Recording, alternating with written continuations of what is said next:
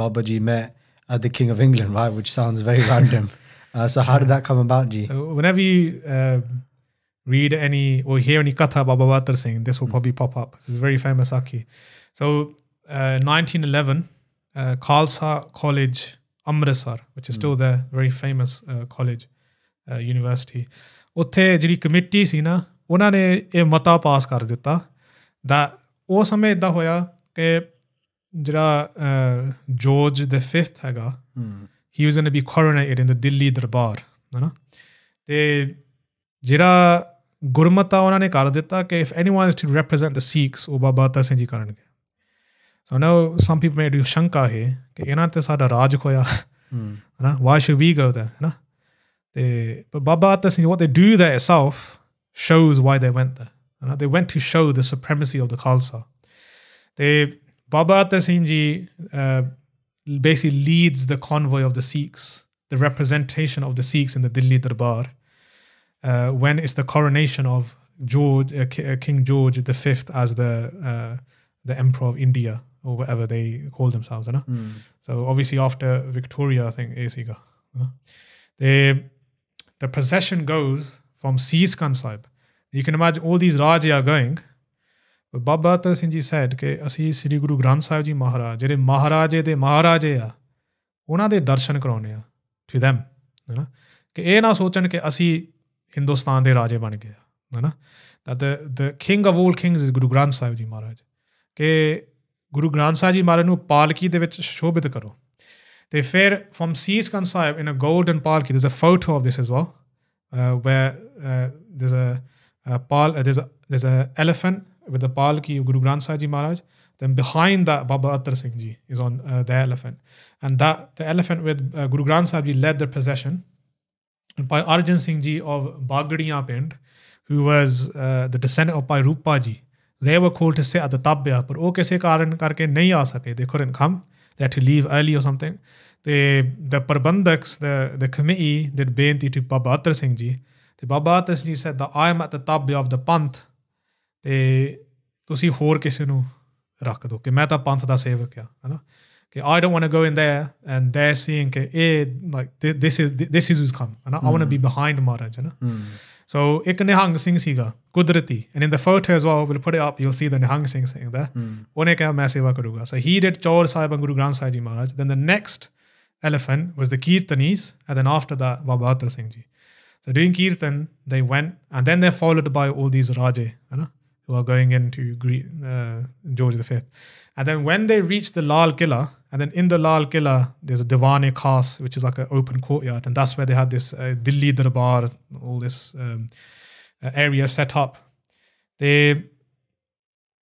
ਇੱਕ ਭਾਈ Teja Singh ji of Khalsa High School of Lairpur, ਉਹਨਾਂ ਨੇ ਬੇਨਤੀ ਕੀਤੀ to the Gurvai of Baba Atta Singh Ji ਕਿ ਤੁਸੀਂ ਬੇਨਤੀ ਕਰੋ ਬਾਬਾ ਜੀ ਨੂੰ ਕਿ ਤੁਸੀਂ ਕੋਈ ਸ਼ਬਦ ਪੜੋ ਇਸ ਵਕਤ that we're entering the area now, ਕੋਈ ਸ਼ਬਦ ਪੜੋ ਤੇ until this time Baba Atta Singh Ji was just in samadhi all this time. They had their eyes closed, they were in tuned in Naam, and they weren't paying any attention to anything that was going on. But when Bhai Hari Singh Ji did the benti, Baba Atta Singh Ji opened their eyes and they started to sing this shabad in the Tarna form, ke paaj rakhi karatare janki paaj rakhi, and that's coming from the shabad Ther kar baiso har jan pyare Satguru tumre kaaj saware. And then in there comes Baad saha sab vas kar deene. Now that all these Badshah and all these great kings, ਉਹਨਾਂ ਨੂੰ ਵੀ ਵਸ ਉਹ ਵੀ ਵਾਹਿਗੁਰੂ ਦੇ ਵਸ 'ਚ ਆ ਅਤੇ ਇਸ ਪ੍ਰਕਾਰ ਉਹ ਇਹ ਮਸਤੀ ਦੇ ਵਿੱਚ ਸ਼ਬਦ ਪੜ੍ਹਦੇ ਆ ਅਤੇ ਫਿਰ ਕੀ Baba Atta Singh Ji, when they're coming closer to where George V is sitting, they start to sing a shabad, ਕੋ ਹਰ ਸਮਾਨ ਨਹੀਂ ਰਾਜਾ ਇਹ ਭੂਪਤ ਸਭ ਦਿਵਸ ਚਾਰ ਕੇ ਝੂਠੇ ਕਰਤ ਦਵਾਜਾ. So in this shabad itself, anyone who has shanka, why did Baba Ji go there? They went to give this teaching to George V. ਕਿ ਕੋ ਹਰ ਸਮਾਨ ਨਹੀਂ ਰਾਜਾ, that there is no king equal to Waheguru. ਇਹ ਭੂਪਤ ਸਭ ਦਿਵਸ ਚਾਰ ਕੇ. All these worldly kingships you have, that you think you're the king of England or you're the king of this or that, ਇਹ ਤਾਂ 4 ਦਿਨਾਂ ਦਾ ਖੇਡ ਆ this is only for a few days. ਝੂਠੇ ਕਰਤ ਦਵਾਜਾ that all these false displays you show ਕਿ I am the king, I'm greater than everyone, ਇਹ ਤਾਂ ਝੂਠ ਆ ਸਭ ਤੇ ਕੋ ਹਰ ਸਮਾਨ ਨਹੀਂ ਰਾਜਾ, no one is equal to Waheguru. So ਇਸ ਪ੍ਰਕਾਰ Baba Atar Singh Ji started to sing this shabad in such masti that the Sangat behind them also started to sing. ਉਹ ਵੀ ਨਾਲ ਪੜ੍ਹਦੇ ਆ and the whole sky resounded in the shabad. ਤੇ ਉਸ ਸਮੇਂ when they said the line "E ਭੂਪਤ ਸਭ ਦਿਵਸ ਚਾਰ ਕੇ," they actually pointed at George V. So they extended their arm and they said to George V, "E ਭੂਪਤ ਸਭ ਦਿਵਸ ਚਾਰ ਕੇ." They don't think you're the king forever. The ਥੋੜੇ ਸਮੇਂ ਵਾਸਤੇ due to some karm you've done in your bad life, you've got this point, but you're not here forever, and don't think that you can become any equal point to Sri Guru Granth Sahib Ji, who is the king of kings. So ਇਸ ਪ੍ਰਕਾਰ ਮਹਾਰਾਜ ਗੁਰੂ ਗ੍ਰੰਥ ਸਾਹਿਬ ਜੀ ਜਾ ਰਹੇ ਆ ਤੇ ਇਹ ਸ਼ਬਦ ਮਹਾਰਾਜ ਇੰਨਾ ਬਾਬਾ ਅਤਰ ਸਿੰਘ ਇੰਨੇ ਪ੍ਰੇਮ ਨਾਲ ਪੜ੍ਹ ਰਹੇ ਆ ਕਿ even George V asked his attendants ਕਿ ਇਹ ਕੌਣ ਹੈਗਾ. ਐਂਡ ਉਸ ਸਮੇਂ ਜਿਹੜਾ ਮਹਾਰਾਜ Hira Singh we mentioned before, he was also close to Baba Atar Singh Ji, and he says to King George that this is the Shromani Sant of the Khalsa Panth. This is the great Sant of the Khalsa Panth. ਤੇ ਉਸ ਸਮੇਂ ਨਾ ਹੁਣ ਰਾਜਾ everyone's coming to the new king of India who they've taken over India by force. But everyone's coming, and even all the Raja, all the principalities, they're all coming and they're bowing to King George. But King George got up and he took his, as they do, they take their topi off out of respect, and he bowed to Baba Atar Singh Ji and Guru Granth Sahib Ji.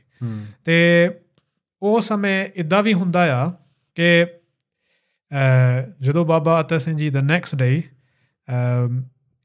ਉਹਨਾਂ ਨੂੰ ਬਿਠਾਇਆ ਜਾਂਦਾ on a very beautiful chair, ਬਾਬਾ ਅਤਰ ਸਿੰਘ ਜੀ ਨੂੰ. And then all the other Raja are sitting there as well. And one by one, they all get up and they go to George V and they offer many gifts and so on. And they're saying that we'll be loyal to you. So that's how the British government or the British Raj worked. That all the principalities, all the different Raja of India, they got them under their control. And then further, the population, see, they were under them Raja. But they were controlling through the Raja, you could say. So Ojere Raja, they weren't independent. They had no power themselves. They were basically slaves to the British government. And when the time came for Baba Atar Singh Ji, when all these people are getting up, when the time came for Baba Atar Singh Ji sitting, they just sat there in samadhi, they didn't get up. And in a way, that could be seen as very disrespectful in the eyes of the British government. Baba Atar Singh Ji didn't get up. You could say in defiance, and you could say to show him, we do not accept you as the highest king. ਤੇ ਉਸ ਸਮੇਂ ਬਾਬਾ ਅਤਰ ਸਿੰਘ ਜੀ ਉੱਥੇ ਬੈਠ ਕੇ ਸਿਮਰਨ ਕਰੀ ਜਾਂਦੇ ਆ. ਤੇ ਜਦੋਂ ਪੁੱਛਿਆ ਜਿਹੜਾ ਜੋਰਜ ਫਿਫਥ ਹੈਗਾ, ਉਹਨੇ ਪੁੱਛਿਆ ਕਿ ਇਹ ਕੌਣ ਹੈਗੇ ਆ ਤੇ ਇਹ ਕਿਉਂ ਨਹੀਂ ਉੱਠੇ. ਇਹ ਤਾਂ ਕਹਿੰਦੇ ਇਹ ਤਾਂ ਮਹਾਨ ਮਹਾਪੁਰਸ਼ ਆ ਨਾ, ਤੇ ਇਹ ਤਾਂ ਈਸ਼ਵਰੀ ਸ਼ਕਤੀ ਦੇ ਸਵਾਮੀ, ਮੀਨਿੰਗ that they ਬ੍ਰਹਮ ਗਿਆਨੀ ਹੈ ਨਾ, they one with ਵਾਹਿਗੁਰੂ. ਤੇ ਇਹ ਉਹੀ ਆ ਜਿਹੜੇ ਕੱਲ ਸ਼ਬਦ ਪੜ੍ਹਦੇ ਸੀਗੇ. That's the same one. And then again George V gets up and then he bows to Baba Atar Singh Ji. So everyone else is bowing to George V. He's getting up and bowing to Baba Atar Singh Ji. And ਇਹ ਤੁਸੀਂ ਦੇਖ ਸਕਦੇ ਆ ਕਿ ਜਿਹੜਾ ਸਿਰ ਕਿਸੇ ਅੱਗੇ ਕਦੀ ਨਹੀਂ ਝੁਕਿਆ, ਉਹ ਨਾਮ ਬਾਣੀ ਦੇ ਅਭਿਆਸੀ ਅੱਗੇ ਝੁਕਿਆ ਹੈ ਨਾ. ਤੇ 2 ਵਾਰੀ ਬਾਬਾ ਅਤਰ ਸਿੰਘ ਨੂੰ ਇਹਨੇ ਨਮਸਕਾਰ ਕੀਤੀ. ਐਂਡ ਇਹ ਜਿਹੜੀ ਗੱਲ ਆ, ਗਿਆਨੀ ਬਲਵੰਤ ਸਿੰਘ ਜੀ ਕੋਠਾ ਗੁਰੂ, in their book on Baba Atar Singh Ji, they've even provided the English newspaper where the English journalists have mentioned this, that there's a great Sikh saint and the king bowed to him. So ਇਹ ਉਹਨਾਂ ਦੇ ਨਿਊਜ਼ਪੇਪਰਾਂ 'ਚ ਆਇਆ ਹੈ ਨਾ. ਤੇ ਇੱਥੋਂ ਸਾਨੂੰ ਕੀ ਸਿੱਖਿਆ ਮਿਲਦੀ ਆ ਕਿ ਇਹ ਗੁਰੂ ਗੋਬਿੰਦ ਸਿੰਘ ਮਹਾਰਾਜ ਦੀ ਕਿਰਪਾ ਸੀ ਕਿ via their ਗੁਰਸਿੱਖ they showed the ਮਹਾਨਤਾ, the sovereignty of the Khalsa, ਕਿ ਜਿਹੜਾ ਖਾਲਸਾ ਆ ਉਹ ਇਹਨਾਂ ਦੇ ਸਾਹਮਣੇ ਨਹੀਂ ਝੁਕੂਗਾ. ਸਾਡਾ ਗੁਰੂ ਗ੍ਰੰਥ ਸਾਹਿਬ ਆ, ਸਾਡੇ ਮਹਾਰਾਜੇ ਦੇ ਮਹਾਰਾਜੇ Guru Granth Sahib ji. And that the Sobha of the Khalsa was even more than the royalty of the British government, of the British Raj. And via Gurbani, Baba Atar Singh Ji reminded them that your Raj is temporary, you're not going to be here forever. Tusi apne hankar nu chhad do. And then they bowed to the Khalsa. So that was Baba Atar Singh Ji's show of defiance, you could say. But ਨਾਲ ਉਹਨੂੰ ਸਿੱਖਿਆ ਵੀ ਦਿੱਤੀ ਹੈ ਨਾ, ਹਾਂਜੀ, ਕਿ you note hair forever ਨਾ. ਤੇ ਕਿਰਪਾ ਵੀ, ਕਿ ਮਹਾਂਪੁਰਸ਼ਾਂ ਦੇ ਕਰਮਾਂ ਵਿੱਚ ਕਿਰਪਾ ਵੀ ਆ, they do ਕਿਰਪਾ as well. So that's one very famous Sakhi from Baba Atar Singh Ji's life. And just a pankti that comes to mind is Raja Sagari Srishtika Har Namana Pinna. That person there is the true king of this world who is imbued in Nam. Just like how the king basically bowed or did namaskar to Baba Atar Singh Ji, and it's just all evolving around Gurbani, right? And Baba Ji Satkar, and putting always Gurbani, Guroo Saaheb Jee at the forefront. If you enjoyed this video, be sure to check out the full podcast on our second channel, BOS TV. And don't forget to like, share and subscribe. Let's get it to 10k subs.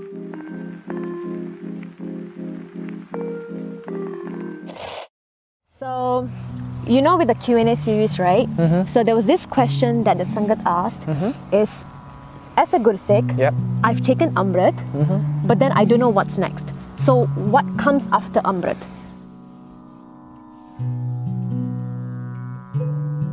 Many a times, people think once you've taken Amrit and that's the final step, that's it, I've accomplished what I'm supposed to accomplish. Well, when we take Amrit, it's basically an initiation. Once you're initiated, it's like going to school.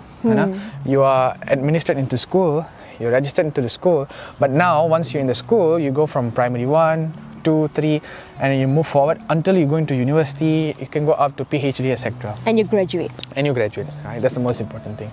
So once you've taken Amrit, it's really important to maintain your Rahat. Okay. Right? Rahat in the sense of the Panjakakars Rahat, your Nityanim Rahat. I would personally advise Gursikhs who have taken Amrit to at least do Sawa Lakh Mool Mantar da Path. So you want to explain Sawa Lakh? Sawa Lakh is 125,000 Mool Mantra Path. So that's, it keeps you going. I think this is Baba Nand Singh Ji's bachan, hai na? No, Baba Nand Singh Ji's bachan, on the other hand, is to do at least 10 Japji Sahib in a day, 2 Sukhni Sahib in a day.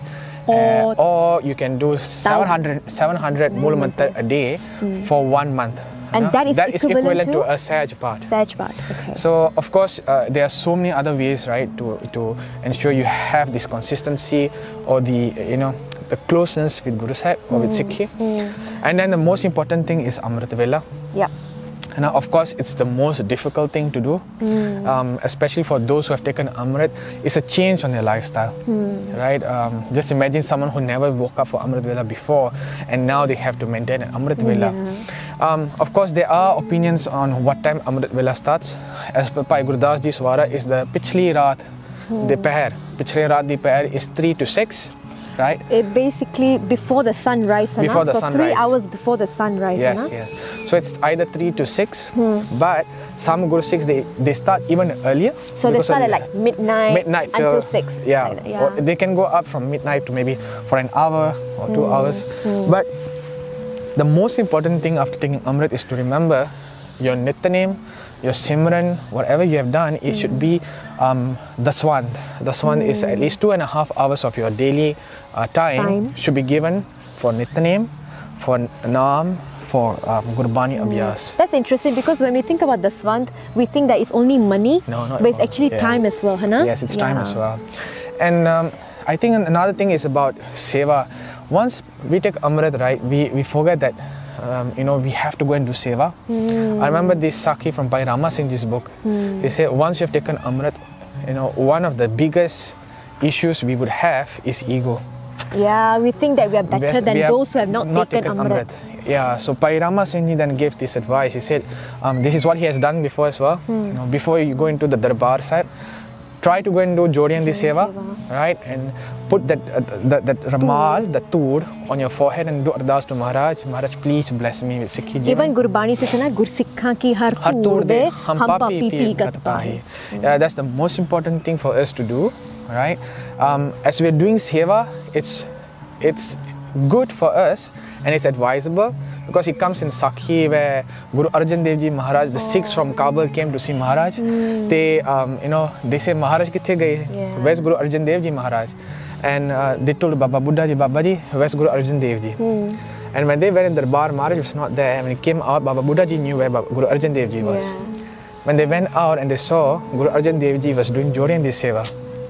फिर सिखा ने ते बाबा बुड्ढा जी ने पूछा सी कि महाराज तुसी गुरु या right, why are you doing this seva? Te Maharaj ne just gave an advice. He said, Sikho, can you see Guru Nanak Dev Ji in the chappal of this Sikh? Every chappal here could every be the chappal is the chappal of Guru Nanak Dev Ji.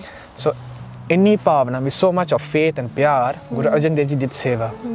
And I think that's the ਸਿੱਖਿਆ we should take as Gurusikhs as well.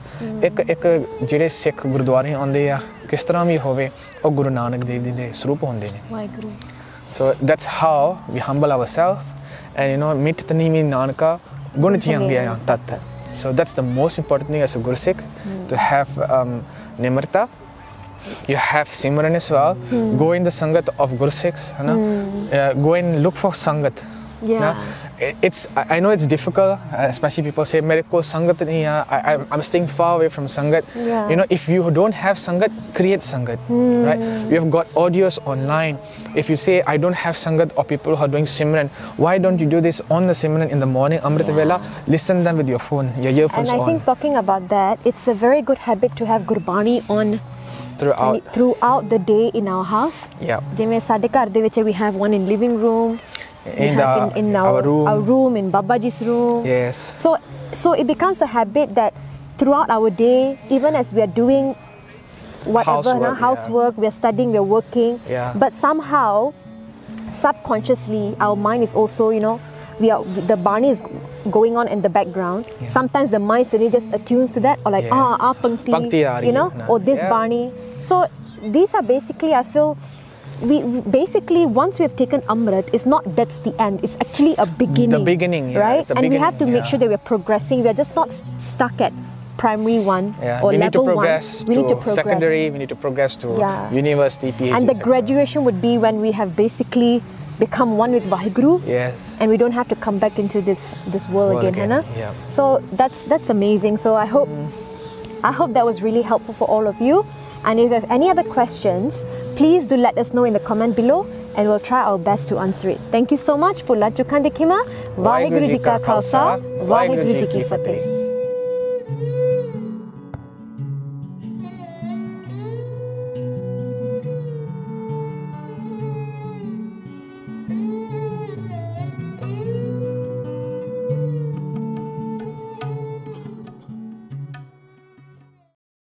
Sangat Ji, the Shabad that we're going to be singing now by Bhagat Kabir Ji. This is Bhagat Kabir Ji actually sharing an episode of their life with us. This Shabad ਦੇ ਵਿੱਚ Bhagat Kabir Ji ਆਪਾਂ ਨੂੰ ਆਪਣੇ ਜੀਵਨ ਦੀ ਹੋਈ ਜੀਵਨ ਦੇ ਵਿੱਚੋਂ ਜੋ ਉਹਨਾਂ ਦੇ ਆਪ ਦੇ ਨਾਲ ਜੋ ਬੀਤਿਆ, what Bhagat Kabir Ji went through and experienced in their own life, we're going to be singing in this Shabad. Gang Gusain Gehar Gambir, Janjeer Band Kar Khare Kabir, where Bhagat Kabir Ji is telling us of that time, and many of us may be able to relate to this in some form of way or at some level. And I'm sure it's not going to be at this level, but at some level.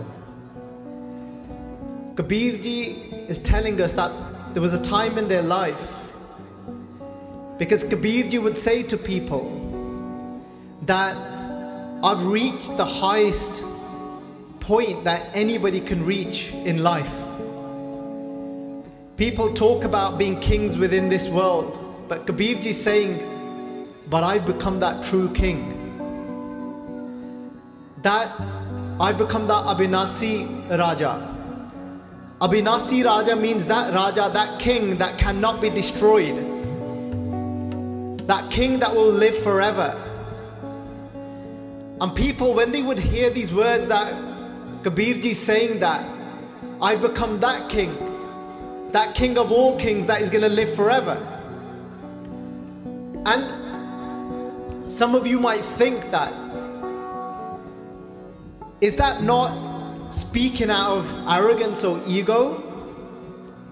No, because Bhagat Kabir Ji is just telling their actual true state of where they are. You can only be speaking in ego if you're not really in that place. But Bhagat Kabir Ji says that Ab to jaye chadhe singhasan mil hai sarang pani, Ram Kabira ek bhai hai koi na sake pachani. He's saying that ab to jaye, that now I've gone where Chadeh climbed Singhasan, climbed upon that throne. Mila hai sarang pani, I've now sat on that throne, meaning that now I've met Waheguru. Ram Kabira, there was Kabir. But now when I met Ram, Ram Kabira ek pe hai, now we are one. We're not separate anymore. Ram Kabira ek pe hai. Koi na sake pachani, that nobody can now tell us apart. Nobody can tell who is God and who is Kabir. We are one now. That's the state Kabir Ji was in. So he would say that. I'm the Abhinasi Raja, that I'm that king that is never going to be destroyed, because Kabir Ji has actually found his true self. People couldn't understand what he's saying. He's saying that. So what they went and done was, people went and complained to the emperor of that time, who was Sikandar Lodi. So before the Mughals came and invaded, the first Mughal that came and invaded was Babur.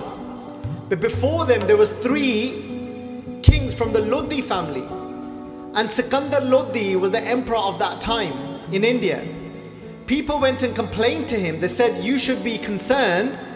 There's this guy called Kabir. He's calling himself a king that cannot be destroyed. And Sangat Ji, Guru Nanak Dev Ji says to us that Jisno Bakshe, let's see if you can complete the lines with me. Jisno Bakshe, Sifat Sala, Nanak Patshahi Patshah. Look what Guru Nanak Dev Ji is saying to us. Jisno Bakshe, those that have been blessed with. Jisno Bakshe, Sifat Sala. Those that have been blessed with the sift, with the praise. Salah. Salah means praise as well, with the praise of God. And you might think that, is that all it takes? To have the praise of God upon your lips. To have the praise of God upon your tongue is no small thing. Think about it. When something challenging happens in your life, think about it.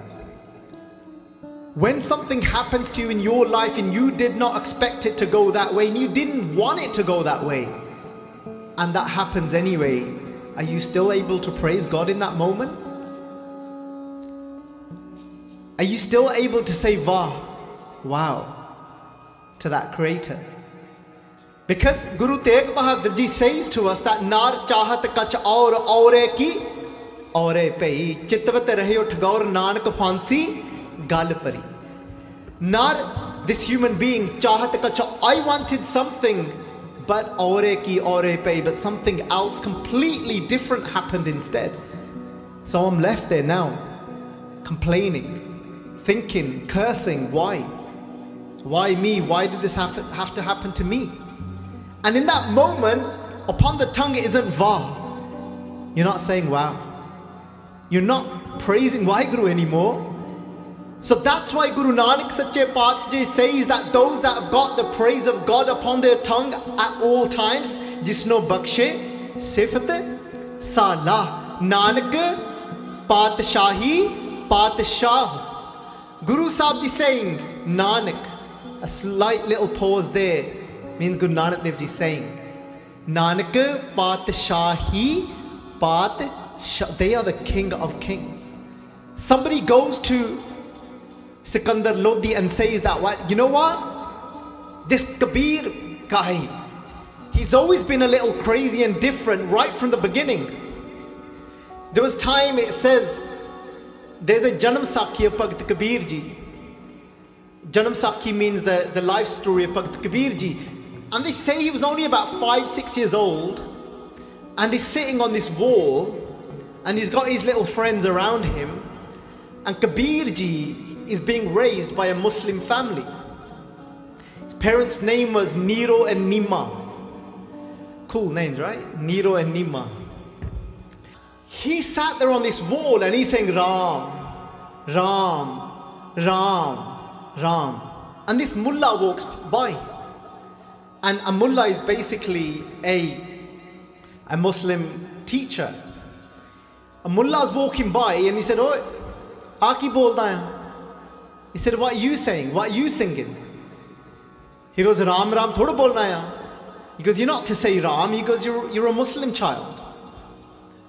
And 5-6 years of age, Bhagat Kabir Ji, there's a line that they said.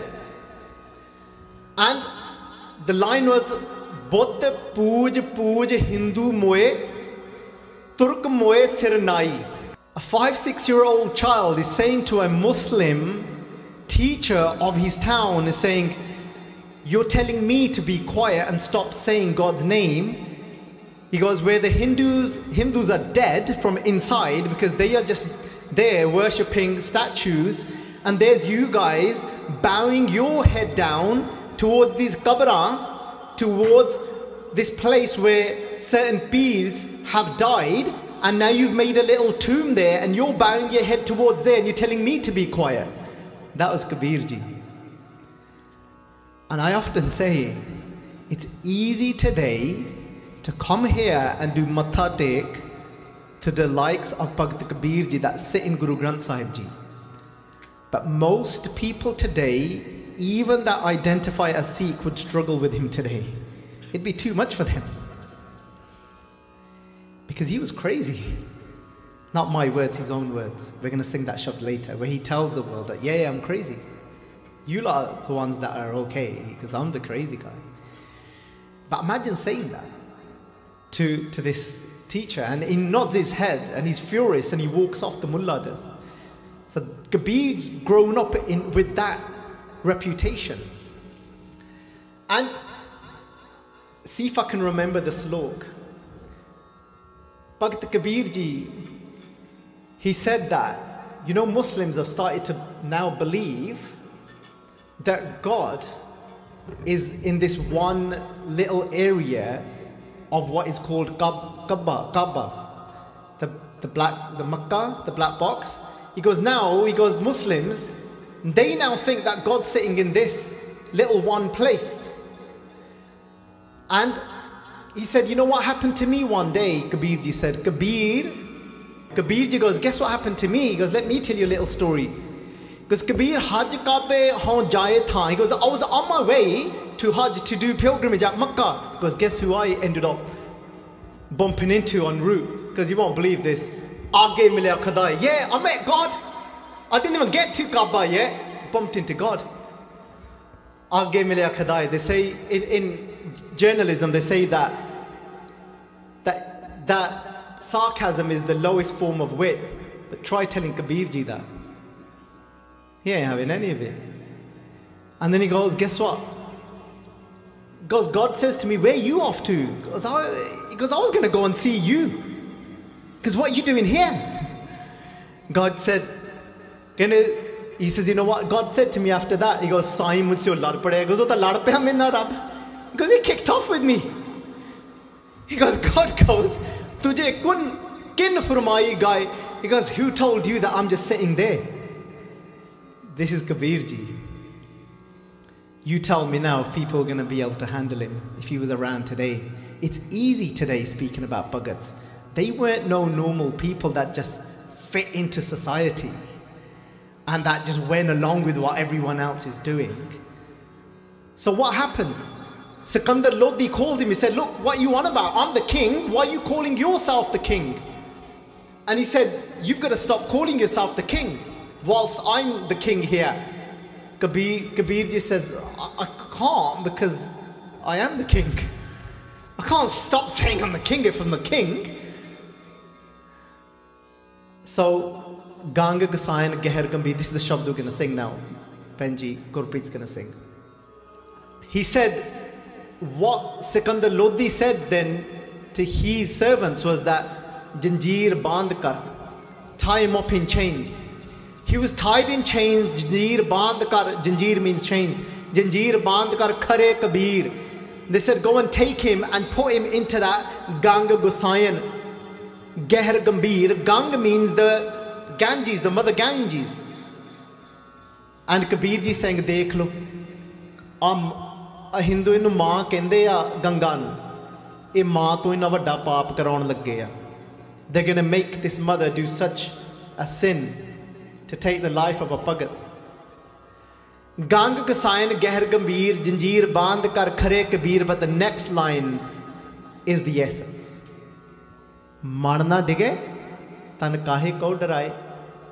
Sangat ji, you know when you come on this path, when you come onto this path of Guru Nanak, then you can say to people, it's okay, you can do and say whatever you want to me. Because marna dige, my mind is not now going to waver. Tan kahe ko darai, you can do whatever you want to me. You can try and put as much fear as you want to me, to this body. Because but my mind is what you need to get to, and that's not going to waver. That's where we want to be. We want to do that ardas. O Kalgitar Sache Paatshah Ji, O Guru Gobind Singh Ji Sache Paatshah Ji, Rach Rach Taako. Karo Shingar, Bhagat Namdev Ji saying that I'm going to decorate myself for you, O Waheguru, with those divine qualities. But you know what? I was thinking about this one day. And that one day was actually about 8 years ago, when I was contemplating this very Shabad that Anup Singh sang. And I thought, you know what, O Guru Gobind Singh Ji Paatshah Ji, that we want to feel like that. We want to feel like that bride to you that decorate ourselves with our kakar. I decorate myself for you with my kada, with my case, with my kanga, with my kirpaan, with my kachara. Rach rach taako karo shingar. Let me shingar myself. Let me decorate myself for Guru Gobind Singh. Marna dige. Tan kahe ko darai. Sangat ji, I've had messages in the past of somebody that's fallen in love with Guru Gobind Singh, and a sister of ours has messaged me saying that, Veerji, I've started tying at the star now. I live up north, there's not much Sangat here. And you messaged back saying, that's amazing, you know, keep going. She said, yeah, but my own father, who is a Sikh, comes and rips the star off my head and slaps me because he doesn't want me to take on this path. Nobody said that coming onto this path is going to be easy. Somebody will get their challenge in that form. So sometimes we take the star for granted. There's children out there, there's women out there that they're not allowed by their family to even wear the star. I know of somebody that came onto this path, was yearning to wear the star, and was yearning so deep to wear the star. But a family just said, we're going to disown you if you wear the star. And with Guru's grace, she got married, and literally the next day she started to adorn the star.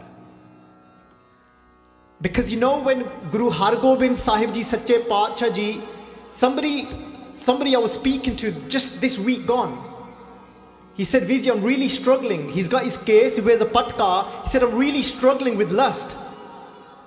He goes, I end up doing some really silly things that I shouldn't be doing, and I go out there and do certain things. He said, I feel weak and it feels like I can't stop. And I did ardas to Maharaj. I said, Maharaj, I don't know what to say to him. Whilst I'm talking to him, I did ardas. I said, Maharaj, I don't know what to say to him. I fell from inside. I did ardas. I said, everything I know about the mind psychology, that sometimes it fails you in that moment. You don't know what to say. And in that moment, it's an ardas that saves us. He didn't know. I was doing an ardas as he's crying to me. I said, Maharaj, what shall I say to him? And as I did that ardas, I said, just wait a minute. I said, have you got any dastar kapda at home? He said, yes. I'm living alone at the moment, away from my family. I go, if you got this, he goes, yes, I've got the star. I go, it doesn't matter how you know how to tie. If you know how to tie, you don't know how it doesn't matter. I said, stand in that mirror, start tying the star. Guru Saaheb Ji says to us, Paag chunai kar bandei, it's in the Rataname. Kanga dono waqt kar paag chunai kar bandei. Guru Saaheb Ji says, take each lad, because each lad is forming the hand of our Guru. each lad, pitch. And I said, look at yourself in the mirror as you tie that dastar and say, hey Kalgitar Sache Paatshah, main tera hi puttar ha. Oh Guru Gobind Singh Ji, I'm your son. Oh Guru Gobind Singh Ji, Kalgitar Sache Paatshah Ji, as I see your reflection of my face in this mirror, I'm actually seeing you. Main eh chehra keve le jaama eho jiyan jagah uppar. How do I take this face to those places? Ask that question to yourself in the mirror. When Guru Har Gobind Saheb Ji, Sache Paatshah Ji, Sangat Ji, I'm telling you, this dastar is no small thing. Decorate yourself, adorn yourself, look at yourself in the mirror and say, Guru Gobind Singh, I'm your child. You only allow me to go to those places where I can still go there and look at myself in the mirror and say, I'm your child. Main tera hi bachcha haan. I'm carrying you with me. Sangat Ji, Guru Har Gobind Saheb Ji tied a dumala. The previous gurus used to tie something called a seli topi, a very small wrap of a dastar. Guru Har Gobind Saheb Ji Paatshah Ji adorned a dumala, a big dastar, with a keski underneath. And then the Taddis came and sang, they were in awe. These were Muslim Taddis, Natha Mala and Abdullah. They were singing Taddi War, they were saying, Do talwari battiyan, ek miri di, ek piri di, ek azmat di, ek raj di, ek rakhi kare waziri di, pag teri ki Jahangir di. They said, that turban that Jahangir ties is nothing. Look at your dastar, Guru Har Gobind Saheb Sache Paatshah. Sangat Ji, man na digay, tan kahe ko daraye. Kabir Ji said that you can try and put fear into this body, but my mind is not going to waver now. If you're not there, let's turn this into an ardas.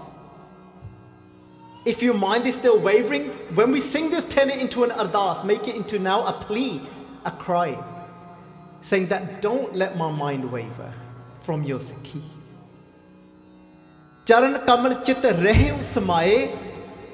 I always say to my children, I said, look, I might not be able to be the best father because of my own little struggles of mental health and whatever else. And I said, but one thing, I said, when you adorn this dastar, it's not just a piece of cloth. This is your crown. And you know what? You instill these things into your children. And my youngest, well, he's not my youngest now, so he's the middle one, Bhagat Singh, he's at school. So we've had this conversation just a few days ago. He just came up, Kudrati, I was very emotional about the dastar. He was at school and he's had a bump. He's, I don't know, fallen over or something. He's got a huge scuff and a bruise on his forehead. And the teacher said, they took him into the reception and we got a phone call. They said, your son won't let us take his dastar off to put an ice pack there. He said, I'm not taking it off. And I said, yeah, just say well done to him. I said, he doesn't need to take it off, he's good. I said, if he's comfortable, if he's happy, if he's saying that I'm not taking it off, he knows. His heart will tell him. His heart will tell him, if he's not hurt that bad, Guru Gobind Singh will speak to him from inside. Said, for this one, you don't need to take this crown off. If we just plant these little seeds, because I always beat myself up, I'm not a good father. But sometimes we don't realize, just these little seeds, they go a long way. So Sangat Ji, sing this Shabad. Let's make it into an ardas. Don't let my mind waver. Let me become in that very way that Kabir Ji was. Let me have that about my Sikhi Saroop. That I won't let anyone, anything touch it and take it away from me. Charan kamal chit reho samaye. Allow my mind to be immersed in Guru Gobind Singh Ji's charan at all times. Ganga ki lehar meri tutti janjeer. He said that very Ganga that was supposed to, this is what happened. Sometimes our faith breaks. But no, say if I do this, say if I give it, say, you know what? I can't. You know what? I have to give in this time. This time I have to give in. Kabir ji didn't give in. He said, it's fine. They said, stop calling yourself a king. He said, no. He said, throw me in. They threw him into the Ganga.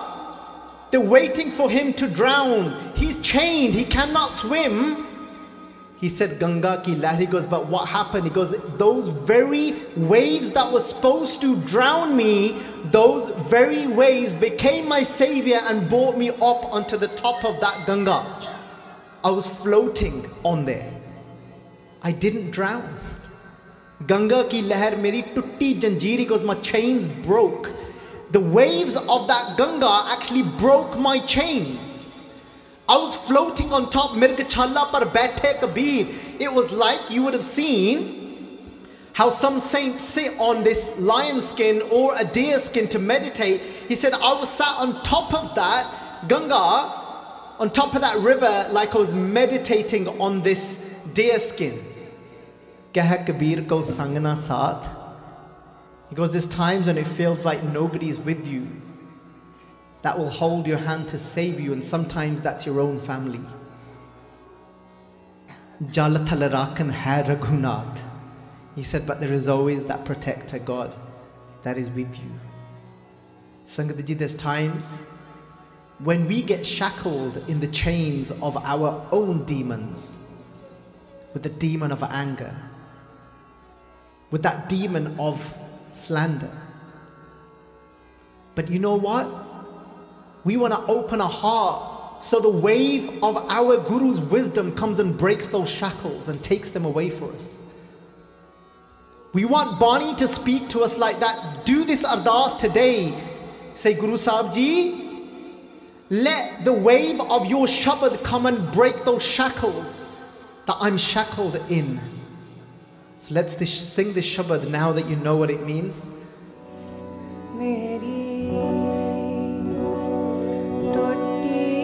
जंजीर मेरी टूटी जंजीर गंगा की लहर मेरी टूटी जंजीर गंगा की लहर टूटी जंजीर मेरी टूटी जंजीर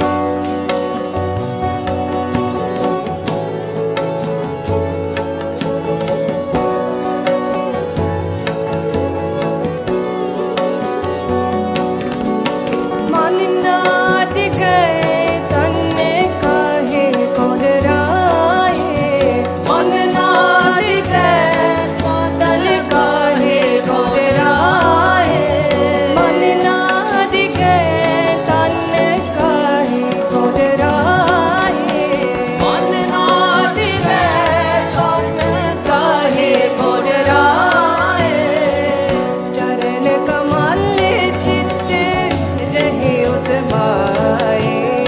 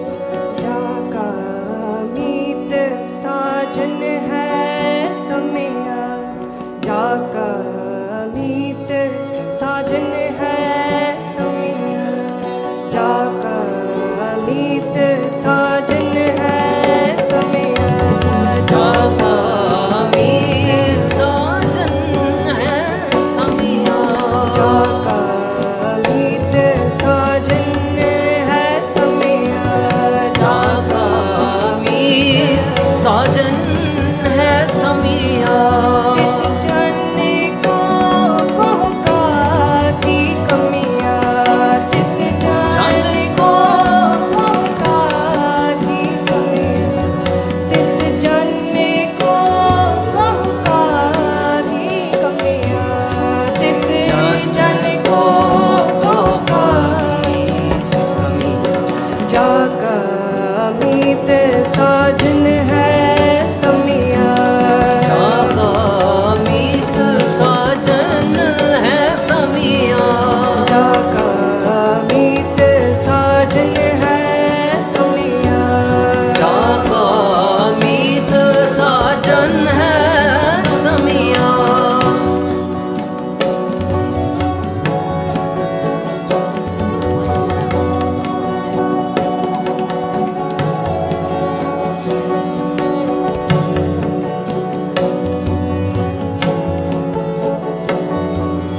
जाकी प्रीते गोविंद स्यो लागी जाकी प्रीते गोविंद स्यों लागी जाकी प्रीते गोविंद स्यो लागी जागी प्रीत गोविंद स्यों लागी दुख दर्द प्रमेता का पागी दुख दर्द भ्रमता का भागी दुख दर्द प्रमेता का पागी दुख दर्द भ्रमता का भागी दुख दर्द प्रमेता का पागी दुख दर्द प्रमेता का भागी जाका मीत साजन है समिया जाका जाका मीत साजन है समिया जाका मीत साजन है समिया जाका मीत साजन है समिया इस जाने को का की कमिया इस जाने को का की कमियां इस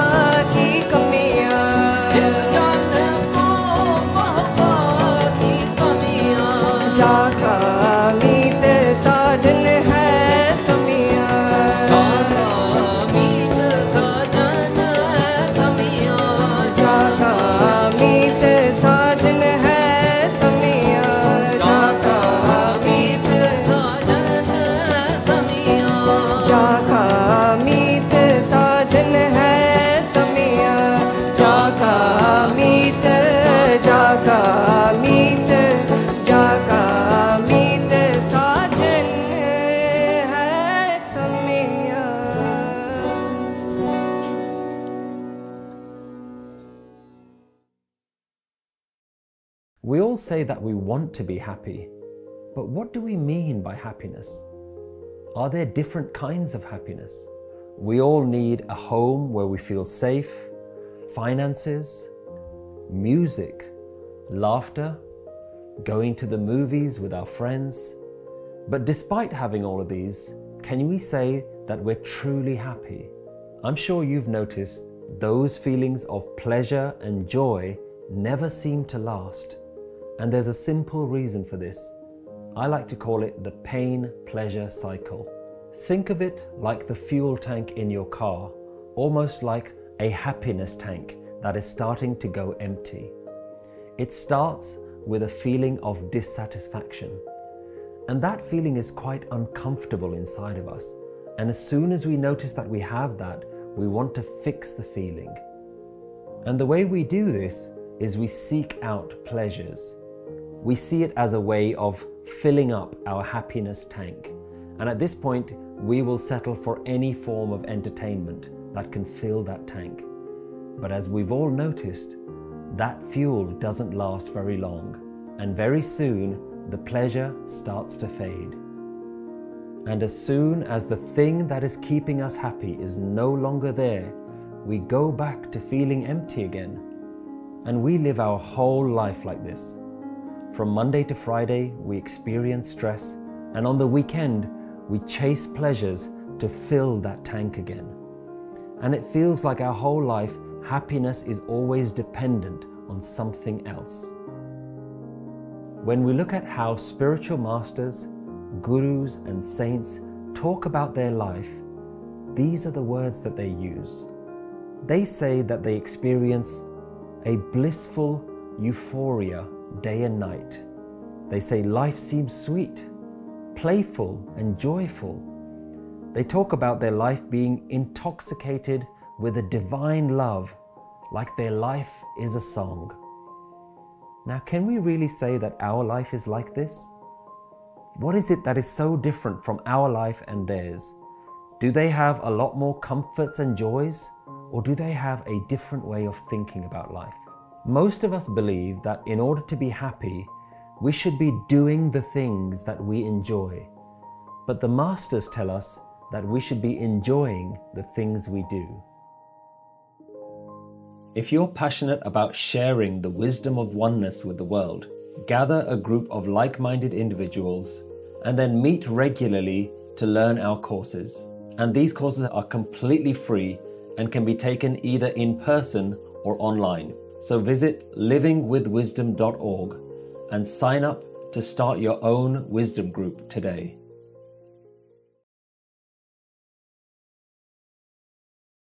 उसका नाम माधो दास था, लेकिन दशम गुरु श्री गुरु गोविंद सिंह ने उन्हें ऐसी ताकत बख्शी थी कि उसने मुगल सल्तनत को हिलाकर रख दिया था। वो वीर योद्धा था बाबा बंदा सिंह बहादुर। बाबा बंदा सिंह बहादुर, जिनके नाम में ही बहादुर शब्द है, उन्हें सिखों के 10वें गुरु श्री गुरु गोविंद सिंह ने मुगलों के जुल्म से लड़ने वाला एक योद्धा बनाया था। बाबा बंदा सिंह बहादुर के वीर योद्धा बनने की कहानी बड़ी दिलचस्प है, लेकिन उनका बलिदान दिल को दहला देने वाला है। सिखों ने जुल्म के आगे घुटने नहीं टेकने की जो सोच कायम की, उस पर चलते हुए ना जाने कितने सिख वॉरियर्स ने हंसते हंसते बलिदान दे दिया। माधोदास नाम का एक वैरागी संत कैसे बन गया एक बहादुर योद्धा, जिसने 10वें गुरु श्री गुरु गोविंद सिंह के साहिबजादों के हथियारों को सजा दी थी और उनकी शहीदी का बदला लिया था। जानेंगे सब कुछ आज के इस वीडियो में, लेकिन उससे पहले अगर आपने हमारे चैनल को सब्सक्राइब नहीं किया है तो सब्सक्राइब कर बेल आइकन को दबा दें। माधोदास का जन्म 16 अक्टूबर 1670 को जम्मू कश्मीर के पुंछ जिले के राजौरी क्षेत्र में हुआ था। उनका असली नाम लक्ष्मण देव था, जिन्होंने 15 वर्ष की आयु में ही वैराग्य धारण कर लिया था। माधोदास बचपन में घुड़सवारी, तीरंदाजी और तलवार चलाने की शिक्षा लिया करते थे, लेकिन एक दिन अचानक शिकार करते हुए उन्होंने एक हिरनी पर बाण चला दिया। दुर्भाग्य से जिस हिरनी को वो बाण लगा वो गर्भवती थी और बाण लगने के बाद वो हिरनी और उसका बच्चा भी मर गया। इस दृश्य को देखकर माधोदास बहुत दुखी हुए और उन्होंने सब कुछ छोड़कर तीर्थ यात्रा पर जाने का निर्णय लिया। माधोदास ने सभी तीर्थों की यात्रा की, बहुत से साधु संतों से ज्ञान और योग साधनाएं सीखी। इसी बीच उनकी मुलाकात जानकी दास नाम के एक बैरागी साधु से हुई और वो उनके शिष्य बन गए। इसके बाद भी वो तीर्थ स्थलों का भ्रमण करते रहे। उत्तर भारत में अनेक स्थलों की यात्रा करने के बाद वो महाराष्ट्र के नांदेड़ पहुंचे, जहां वो एक कुटिया बनाकर रहने लगे और ईश्वर की प्राप्ति के लिए ध्यान करने लगे। गुरु गोविंद सिंह जी से मुलाकात 1708 में गुरुजी मुगल बादशाह बहादुर शाह के साथ दक्कन आए थे। गुरुजी को पता चला कि माधोदास नांदेड़ में है। इसके बाद वो माधोदास की कुटिया पहुंचे। वहां गुरुजी ने सिखों को लंगर बनाने का आदेश दिया। ये खबर सुनकर माधोदास, जो उस कुटिया से कुछ दूरी पर था, बहुत क्रोधित हो गया। माधोदास बहुत से तंत्र मंत्र और विद्याएं जानता था। उसने क्रोध में गुरुजी पर उन विद्याओं का प्रयोग किया, लेकिन जब उसने देखा कि उसके तंत्रों मंत्रों का कोई असर नहीं हो रहा, तब वो गुरुजी के चरणों में गिर पड़ा। गुरुजी ने उससे पूछा कि बताओ माधोदास, तुम कौन हो? तब माधोदास ने कहा कि मैं आपका बंदा। गुरुजी जानते थे कि वो एक योद्धा है, जिसका जन्म पूजा पाठ और उस तरह के धार्मिक कर्म कांड के लिए नहीं हुआ जो वो कर रहा था, बल्कि उसका जन्म हुआ था जुल्म के खात्मे के लिए। गुरुजी ने माधोदास को सितंबर 1708 को अमृत पान करवाया और उसे नया नाम दिया, बंदा सिंह बहादुर। बंदा सिंह बहादुर का पंजाब अभियान। गुरुजी मुगल बादशाह बहादुर शाह के साथ दक्कन आए थे। वो चाहते थे कि मुगल बादशाह पंजाब में सरहंद के नवाब वजीर खान और उसके दूसरे साथियों को सजा दे, जिसने गुरुजी के दोनों छोटे साहिबजादों को दीवारों में चिनवाकर कत्ल करवा दिया था और उनकी माता गुजरी को भी मार डाला था। लेकिन जब उन्होंने देखा कि मुगल बादशाह बहादुर शाह की ऐसा करने की कोई इच्छा नहीं है, तब उन्होंने बंदा सिंह बहादुर को पंजाब के अभियान की जिम्मेवारी दी। गुरुजी ने बंदा सिंह बहादुर को अपनी तलवार, धनुष, अपनी तरकश के 5 तीर, नगाड़ा, निशान साहिब और अपने हाथों से लिखा एक हुक्मनामा देकर पंजाब रवाना किया। गुरुजी के द्वारा दिए उस हुक्मनामे में सभी सिखों को बंदा सिंह बहादुर के साथ जुड़ने के लिए कहा गया था, ताकि पंजाब में मुगलों के जुल्म को खत्म किया जा सके। बंदा सिंह के साथ 5 हजूरी सिखों को भी भेजा गया, ताकि पंजाब में सिखों को बताया जा सके कि बंदा सिंह को गुरुजी ने ही ये जिम्मेवारी दी है और उन्हें सरहंद पर चढ़ाई करने की पूरी ताकत बख्शी है। महाराष्ट्र से पंजाब पहुंचने में बंदा सिंह को लगभग 1 साल का समय लगा। हालांकि वो 4 से 5 महीने में पंजाब पहुंच सकते थे, लेकिन मुगल बादशाह ने अपने सैनिक उनके पीछे लगा दिए थे, जिस कारण वो छुपते हुए और रास्ते में सिखों को अपने साथ मिलाते हुए पंजाब की ओर बढ़ रहे थे। रास्ते में बंदा सिंह को खबर मिली कि गुरुजी नहीं रहे। इसके बाद बंदा सिंह की क्रोध की अग्नि और अपने गुरु का आदेश पूरा करने की इच्छा और भी प्रबल हो जाती है और वो सरहंद की ओर बढ़ने लगते हैं। रास्ते में बंदा सिंह बहादुर ने कुछ डाकुओं को भी सबक सिखाया और वहां के लोगों को उनके आतंक से मुक्ति दिलाई। सरहंद की ओर बढ़ते हुए बंदा सिंह बहादुर के साथ सिख जुड़ते जा रहे थे। इसी बीच बंदा सिंह ने सोनीपत और कैथल में मुगलों के खजाने को लूट लिया और उन्हें लोगों में बांट दिया। टोहाना में बंदा सिंह मालवा के सिखों को संदेश भिजवाते हैं कि सरहंद के वजीर खान को खत्म करने के लिए सभी सिखों को एक साथ आना होगा। समाना की लड़ाई। बंदा सिंह बहादुर ने सबसे पहले समाना पर कब्जा किया। समाना गुरु तेग बहादुर के शीश काटने वाले जल्लाद जलालुद्दीन का घर था। इसी जल्लाद के बेटे ने गुरु गोविंद सिंह जी के छोटे साहिबजादों का भी कत्ल किया था। गुरु गोविंद सिंह जी को धोखे से आनंदपुर खाली करवाने वाला अली हुसैन भी समाना का ही था। समाना की लड़ाई में बंदा सिंह बहादुर ने अपने सिख योद्धाओं के साथ वहां की मुगल सेना को चींटियों की तरह मसल दिया। इसके बाद कुंजपुरा, घुर्रम, थस्का पर भी खालसा फौज का परचम लहरा दिया। एक के बाद एक लड़ाइयां जीतते हुए और सिखों की फौज को बड़ा करते हुए अब बंदा सिंह बहादुर की फौज पहुंच गई थी सरहंद। सरहंद की लड़ाई। सरहंद को कब्जे में करना और उसे जीतना आसान नहीं था। बंदा सिंह ने 3 महीने तक अपनी सेना को मजबूत किया और वजीर खान की कमजोरियों का पता लगाया। बंदा सिंह बहादुर की आर्मी में सैनिकों की संख्या 30,000 से 40,000 तक पहुंच गई थी, लेकिन बंदा सिंह के पास हाथी, घोड़े और बंदूकें नहीं थी। वहीं वजीर खान ने भी इस लड़ाई को जिहाद का नाम देकर अपने साथ बहुत से मुसलमानों को जोड़ लिया था। उसके पास ट्रेंड आर्मी, हाथी, घोड़े, तीर अंदाज और बंदूकें भी थी। इस तरह वजीर खान के पास भी 30 से 40 हजार की सेना थी। सरहद से 20 किलोमीटर दूर छप्पर छिरी नामक स्थान पर दोनों सेनाओं की टक्कर हुई। एक तरफ गुरु के सिख मुगलों के जुल्म के खिलाफ लड़ रहे थे, दूसरी तरफ धर्म को अत्याचार करने का लाइसेंस बनाने वाले मुगल थे। वजीर खान और बंदा सिंह बहादुर की सेना में जबरदस्त युद्ध हुआ और अंत में सिखों की जीत हुई। पंजाब में जुल्म और सितम का सबसे बड़ा नाम वजीर खान इस लड़ाई में मारा गया। इस हार से मुगल बादशाह बहादुर शाह तिलमिला उठा और वो दक्कन से दिल्ली आ गया ताकि सिखों का पंजाब से प्रभाव खत्म किया जा सके। बहादुर शाह ने सभी गवर्नर्स को पंजाब पर चढ़ाई करने का आदेश दे दिया। जब बंदा बहादुर पंजाब के बाहर था तब मुगल सेना ने सरहद पर कब्जा कर लिया। मुगलों से अपनी आखिरी लड़ाई के लिए बंदा बहादुर ने सेना को लोहगढ़ में इकट्ठा किया। मुगल इस लड़ाई में जीत गए और उन्होंने लोहगढ़ के किले पर कब्जा कर लिया। इस लड़ाई में बंदा सिंह बहादुर बचकर निकलने में कामयाब रहे। इसके बाद बंदा सिंह बहादुर लंबे समय तक मुगलों से छिपते रहे। अंत में गुरदास नंगल गांव में उनके छिपने की खबर मुगलों को लग गई।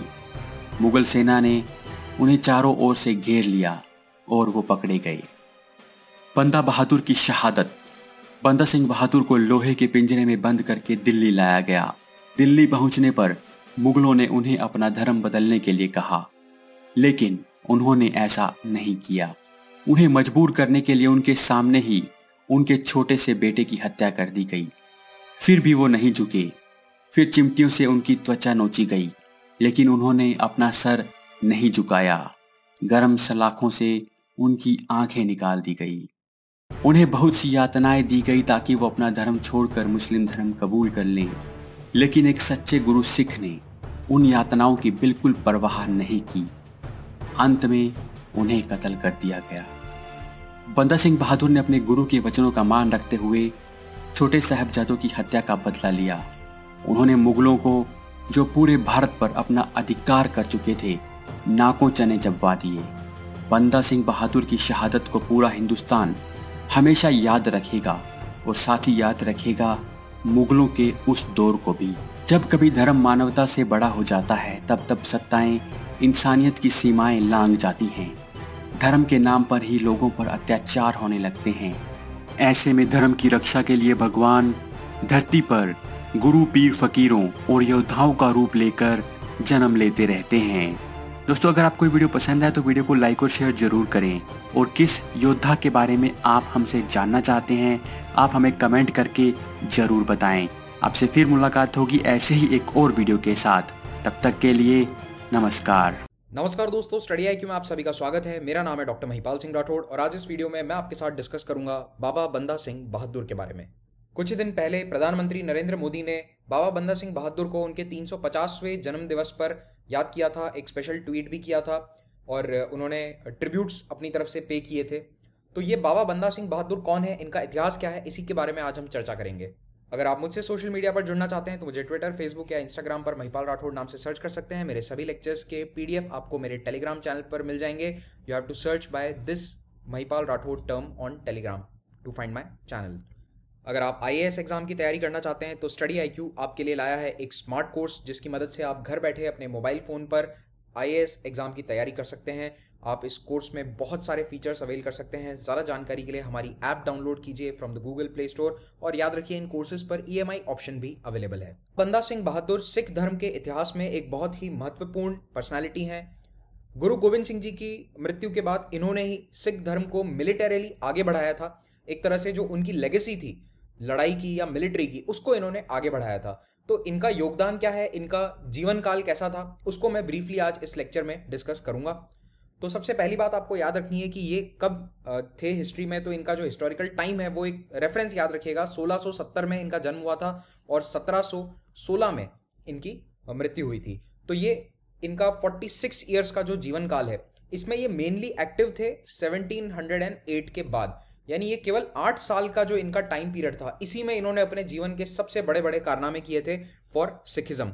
तो अगर आपसे कोई पूछे कि ये कौन सा समय था, तो इट वॉज अर्ली 18th सेंचुरी। तो टाइम पीरियड जरूर याद रखिएगा, अर्ली 18th सेंचुरी। इन्होंने कई बार मुगल आर्मीज के खिलाफ लड़ाई लड़ी और कई बार लड़ाइयाँ जीती, बहुत ही इंपॉर्टेंट बैटल्स जीती, जिनको मैं आगे डिस्क्राइब करने जा रहा हूँ। थोड़ा सा इनके अर्ली लाइफ के बारे में जान लेते हैं। तो इनका जन्म हुआ था राजौरी में, जो आज जम्मू का पार्ट है। तो राजौरी में एक गांव में इनका जन्म होता है, एक हिंदू राजपूत या डोगरा परिवार में। 27 अक्टूबर 1670 इनका बर्थडे है। अब आप सोच रहे होंगे कि जब इनका जन्म दिवस 27 अक्टूबर है तो इतनी जल्दी क्यों बधाइयाँ दी जा रही है 16 अक्टूबर को। इसके पीछे रीज़न ये है कि 1752 में जो कैलेंडर है, ग्रेगोरियन कैलेंडर जिसे हम यूज़ करते हैं, उसमें 11 दिन स्किप कर दिए गए थे। वो क्यों किए गए थे उसकी कहानी मैं अभी आपको नहीं बता सकता। अगर आप चाहते हैं कि उस पर मैं वीडियो बनाऊँ तो कमेंट में मैंशन कीजिएगा। तो कुल मिला के इनके जीवन में जो शुरुआती 15 साल थे वो एक नॉर्मल राजपूत या डोगरा फैमिली की तरह बीते।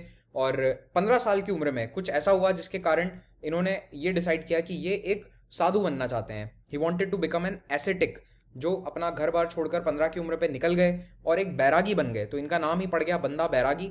और ये शुरुआत में वैष्णवाइट संप्रदाय को फॉलो करते थे। कुछ साल ये पंजाब वाले एरिया में रहे, लाहौर के आसपास। उसके बाद अल्टीमेटली ये घूमते हुए महाराष्ट्र पहुंचे, जहां पर ये नासिक में रहे कुछ साल, 5 साल नासिक में रहे। उसके बाद ये नांदेड़ में जाकर फाइनली बस गए 1691 में, और वहां पर इन्होंने नाम जो है इनका बदल गया, इनका नाम हो गया माधोदास। और तब तक ये एक संत बन चुके थे, तो इन्हें लोग संत माधोदास के नाम से जानने लगे। तो इन्होंने अपना आश्रम या अपना डेरा नांदेड़ में बनाया और वहीं पर ये रहने लगे कई सालों तक। 17 साल तक इसी तरह का इनका जीवन चलता रहा और ये बहुत इन्फ्लुएंशियल हो गए, बहुत फेमस हो गए। लेकिन ऐसा कहा जाता है उस समय के कंटेम्प्रेरी रिकॉर्ड्स में या सिखिज्म के जो हिस्टोरिकल रिकॉर्ड्स हैं उनमें, कि ही बिकेम वेरी एरोगेंट। ये बहुत घमंडी बन गए थे, ये अपने सामने किसी को ज़्यादा नॉलेजेबल नहीं समझते थे। ऐसा इनका मानना था कि मैं ही सबसे ज्ञानी या फिर सबसे पावरफुल संत हूँ। तो जब गुरु गोविंद सिंह 1708 में नांदेड़ आए तो वो माधोदास के आश्रम पहुँचे। और कुछ एक कहानी है पूरी, जो यहाँ पे हम हिस्ट्री पॉइंट ऑफ व्यू से हमारे लिए इंपॉर्टेंट नहीं है। कुल मिला के गुरु गोविंद सिंह जी से इन्फ्लुएंस होकर संत माधोदास जो हैं वो सिखिज्म में कन्वर्ट हो जाते हैं। He was baptized as a Sikh. और सरप्राइजिंगली एक 38 साल के व्यक्ति को बाबा बंदा सिंह बहादुर इस वक्त 38 साल के हो चुके थे, या फिर to be precise Sant Madhodas was 38 years, जो कि उस समय में काफ़ी बड़ी उम्र थी। 38 साल के एक नए सिख कन्वर्टी को गुरु गोविंद सिंह जी ने अपने आर्मी की कमांड दी और उन्हें यह कहा कि तुम जाकर पंजाब में जो मुगलों का आतंक है उसको निपटो, जो गाँव में लोगों में दहशत फैली है, सिखों की रक्षा करो, उन्हें बचाओ। और यही टास्क लेकर बाबा बंदा सिंह बहादुर चल पड़ते हैं उत्तर भारत की तरफ नांदेड़ से। अब आगे बढ़ने से पहले मैं आपको मुगल एम्पायर का नक्शा बताना चाहता हूँ। तो आपको 1707 में औरंगजेब की डेथ के समय मुगल एम्पायर का एक्सटेंट मालूम होना चाहिए, फिर भी मैं आपको मैप पे बताता हूँ। तो it spread from Kashmir till south India, almost पूरे भारत पर मुगल शासन था। लेकिन इसमें सच्चाई ये है या फिर हकीकत ये है कि जो ये डेक्कन वाला एरिया था, यहाँ पर मुगल एम्पायर की पकड़ काफ़ी कमज़ोर थी। और यहीं पर नांदेड़ था जहाँ पर बाबा बंदा सिंह बहादुर रहते थे। तो गुरु गोविंद सिंह के कहने पर इन्होंने उत्तर भारत की तरफ पंजाब में जाकर अपना आर्मी कैंपेन चलाना शुरू किया। और इसी समय गुरु गोविंद सिंह जो हैं वो दक्कन में आए हुए क्यों थे, बेसिकली उनको बुलाया था औरंगजेब के बेटे बहादुर शाह ने। तो औरंगजेब की डेथ के बाद एक वॉर ऑफ सक्सेशन छिड़ गया था, जिसमें बहादुर शाह ने सिख गुरु गोविंद सिंह जी से मदद मांगी। उन्हें कहा कि आप मेरा सपोर्ट कर दो और आप डेक्कन आओ, हम बातचीत करते हैं। लेकिन डेक्कन उन्हें बुलाकर बहुत समय तक उनसे बातचीत नहीं करी, वो डिले करते गए टॉक्स को। और अल्टीमेटली गुरु गोविंद सिंह को 2 लोगों ने असैसिनेट करने की कोशिश करी, मारने की कोशिश करी। इस असैसिनेशन अटेम्प्ट में इन्हें जो घाव आए उससे कुछ दिन बाद इनकी मृत्यु हो जाती है। ये बात है 1708 की। और इसी के बाद बाबा बंदा सिंह बहादुर जो हैं वो उत्तर भारत की तरफ चल पड़ते हैं। और गुरु गोविंद सिंह की डेथ के बाद एक अलग ही सिख लोगों में एक अलग आग लगती है कि अब हमें मुगल आर्मी से लोहा लेना पड़ेगा। और जो गुरु गोविंद सिंह जी ने प्रोसेस शुरू किया था, खालसा पंथ की शुरुआत करी थी, एक मार्शल ट्रेडिशन की शुरुआत करी थी, उसको आगे बढ़ाते हैं बाबा बंदा सिंह बहादुर। तो सबसे पहले बाबा बंदा सिंह बहादुर जाकर 1709 में सामना नाम का एक शहर है जो काफ़ी इंपॉर्टेंट मुगल सिटी हुआ करता था। ये स्थित है पटियाला के आसपास, पंजाब में स्थित है, यहाँ कहीं पटियाला के आसपास ही आएगा। तो इस पे बैटल ऑफ सामना होती है और यहाँ पर सामना में मुगल गैरिसन को ये हरा देते हैं। और ये बहुत इंपॉर्टेंट विक्ट्री या पहली इंपॉर्टेंट विक्ट्री मानी जाती है बाबा बंदा सिंह बहादुर की। उसके बाद इन्होंने सीधा दिल्ली को थ्रेटन करना शुरू कर दिया। ये है दिल्ली, और दिल्ली के एनसीआर रीजन में आ जाता है सोनीपत। सोनीपत अब प्रैक्टिकली दिल्ली का हिस्सा बन चुका है, it is part of Delhi national capital region. तो सोनीपत जो कि दिल्ली से केवल कुछ ही किलोमीटर की दूरी पर था, वहां पर बाबा बंदा सिंह बहादुर ने अटैक किया और बैटल ऑफ सोनीपत इन्होंने जीती 1709 में, और प्रैक्टिकली दिल्ली को अपने कब्जे में ले लिया। तो इस तरह से सिख आर्मी दिल्ली के दरवाजे तक पहुंच गई अंडर बाबा बंदा सिंह बहादुर। और ये बहुत इंपॉर्टेंट इवेंट है क्योंकि पहली बार किसी सिख आर्मी ने मुगल कैपिटल को थ्रेटन किया था। 1710 में इनकी सबसे बड़ी जीत होती है, इनके करियर की सबसे बड़ी विक्ट्री अगर हम कहें तो वो होगी बैटल ऑफ छप्पर चीरी। तो छप्पर चीरी नाम की जगह जो आज प्रेजेंट डे चंडीगढ़ या मोहाली के पास में है, वहां पर इन्होंने 12 मई 1710 को सरहिंद के गवर्नर को लड़ाई में मार दिया। तो मुगल गवर्नर को एक लड़ाई में बैटलफील्ड में मारना बहुत बड़ा एक टास्क माना जाता था। और इतनी बड़ी Mughal army, powerful Mughal army से लोहा लेते हुए कुछ हजार सिखों ने बैटल ऑफ छप्पर चीरी में जीत हासिल करी। और न केवल गवर्नर ऑफ सरहिंद बल्कि दीवान सुचानंद, ये दोनों रिस्पॉन्सिबल थे गुरु गोविंद सिंह जी के 2 बेटों की शहादत में। उन दोनों को यहाँ पर मार दिया गया और उसके बाद सरहिंद शहर पर कब्जा कर लिया, जो कि उस वक्त पंजाब के सबसे बड़े शहरों में से एक था। It was one of the most important Mughal cities Sirhind. तो सरहिंद, सामना, सोनीपत जैसी लड़ाइयों को जीतने के बाद इनका कैंपेन और आगे बढ़ता रहा। और पहली बात ये बता दूं कि ये जो छप्पर चीरी की लड़ाई है, इसी को कमेमोरेट करने के लिए आज मोहाली शहर से कुछ ही किलोमीटर दूर आपको ये मॉन्यूमेंट बना दिखेगा। कभी आप मोहाली चंडीगढ़ जाएं तो यहाँ जरूर विजिट करें। इसको कहते हैं फतेह बुर्ज और ये हाइट में दिल्ली के कुतुब मीनार से भी ऊंचा है। तो फतेह बुर्ज, जैसा कि नाम बता रहा है कि फतेह यानी छप्पर चीरी की लड़ाई की जीत को कमेमोरेट कर रहा है फतेह बुर्ज। और यहीं पर ये स्टैचू भी आपको देखने को मिलेगा, बाबा बंदा सिंह बहादुर का फेमस स्टैचू। तो ये यहीं का फोटोग्राफ है। इन लड़ाइयों को जीतने के बाद बंदा सिंह बहादुर एक अच्छी खासी टेरिटरी को कंट्रोल कर रहे थे। ये सतलज नदी बह रही है यहाँ पर, जो पंजाब की 5 नदियों में से एक है। और इस मैप पे मार्क नहीं है, बट यहाँ कहीं यमुना नदी बह रही है। तो इन्होंने ये जो सतलज और यमुना के बीच वाला जो एरिया है, इस पर अपना आधिपत्य जमा लिया था। और इसके अलावा इन्होंने यमुना क्रॉस करके जो आज का मुजफ्फरनगर, सहारनपुर वाला एरिया है, which is called western UP today, वहां पर भी अपना कंट्रोल जमाना शुरू किया आफ्टर 1711। तो धीरे धीरे इन्होंने अपना डोमिनेंस बढ़ाया और ये फिर पहाड़ों की तरफ भी गए। तो जितने भी पहाड़ों के राजा थे, हिल राजास जिनको कहा जाता था, जो मुगल्स को सपोर्ट कर रहे थे अगेंस्ट द सिख, उनको इन्होंने हराकर उनसे रेवेन्यूज लेने शुरू किए, उनको सबॉर्डिनेट बना दिया कुछ समय के लिए। बंदा सिंह बहादुर ने एक मिंट यानी टकसाल की शुरुआत भी करी थी और अपने सिक्के इन्होंने निकालने शुरू करे जिन पर गुरु नानक देव और गुरु गोविंद सिंह के नाम लिखे हुए थे। It was the establishment of a proto Khalsa kingdom. एक तरह से खालसा किंगडम की यहाँ शुरुआत हो जाती है। हालांकि जो मेन सिख एम्पायर जिसे हम कहते हैं वो हुआ था महाराजा रंजीत सिंह के अंडर में इन 1799, लेकिन शुरुआत यहाँ से हो जाती है। और जो एरिया इनके कंट्रोल में था वहां पर इन्होंने जमींदारी भी कुछ समय के लिए अबॉलिश कर दी। हालांकि ये कोई लॉन्ग लास्टिंग डिसीजन नहीं था क्योंकि इनकी जो टेरिटरीज हैं वो चेंज करती रहती थी, ये एक जगह से दूसरी जगह जाते रहते थे। लेकिन जहां पर भी इनका डोमिनेंस था वहां पर इन्होंने जमींदारी को अबॉलिश कर दिया था, विच इज वेरी इंपॉर्टेंट। और जो भी जमीन है वो किसानों को दे दी गई थी एज ओनर्स। अब मुगल एम्पायर जो है वो अपने आप में टर्मोइल में था। आप जानते ही हैं कि औरंगजेब की डेथ के बाद मुगल एम्पायर में डिक्लाइन शुरू हो गया था। तो मुगल आर्मीज और मुगल एडमिनिस्ट्रेशन बाबा बंदा सिंह बहादुर को हराने की कोशिश तो करता था, लेकिन जो ये 6 साल का टाइम पीरियड है इसमें ये ज़्यादा सक्सेसफुल नहीं हुए। तो पहले बहादुर शाह ने कोशिश करी, लेकिन बहादुर शाह सक्सेसफुल नहीं रहा। बार बार अटैक होते थे वहाँ से, ये या तो ये जीत जाते थे लड़ाई में या फिर ये बच के निकल जाते थे। और इस तरह से ये एक जगह से दूसरी जगह जाते रहे। अल्टीमेटली बाय 1715 ये जम्मू वाले एरिया में जाके रह रहे थे। जम्मू रजौरी वाला जो रीजन है, यहाँ पर ये पहाड़ों में रहने लग गए थे बाबा बंदा सिंह बहादुर अपने सपोर्टर्स के साथ। और फिर यहाँ आकर रहने लगे गुरदासपुर में। गुरदासपुर कहाँ है? बिल्कुल north Punjab, which is the border of Jammu Kashmir and Punjab. तो गुरदासपुर में जब ये थे तब एम्परर बदल चुका है दिल्ली में, फारूक सियार। तो फारूक सियार ने पंजाब के गवर्नर को ये ऑर्डर दिया और ताना भी दिया कि तुम एक जनरल को जिसके पास ज़्यादा आर्मी भी नहीं है उसको हरा नहीं सकते, तुम गवर्नर हो पंजाब के। तो पंजाब के गवर्नर ने इस रेबेलियन को क्रश करने के लिए फाइनली एक प्रॉपर आर्मी अच्छे से भेजी और जगह का नाम था गुरदास नंगल। ये गुरदासपुर डिस्ट्रिक्ट आज जो है पंजाब का, वहाँ पर है।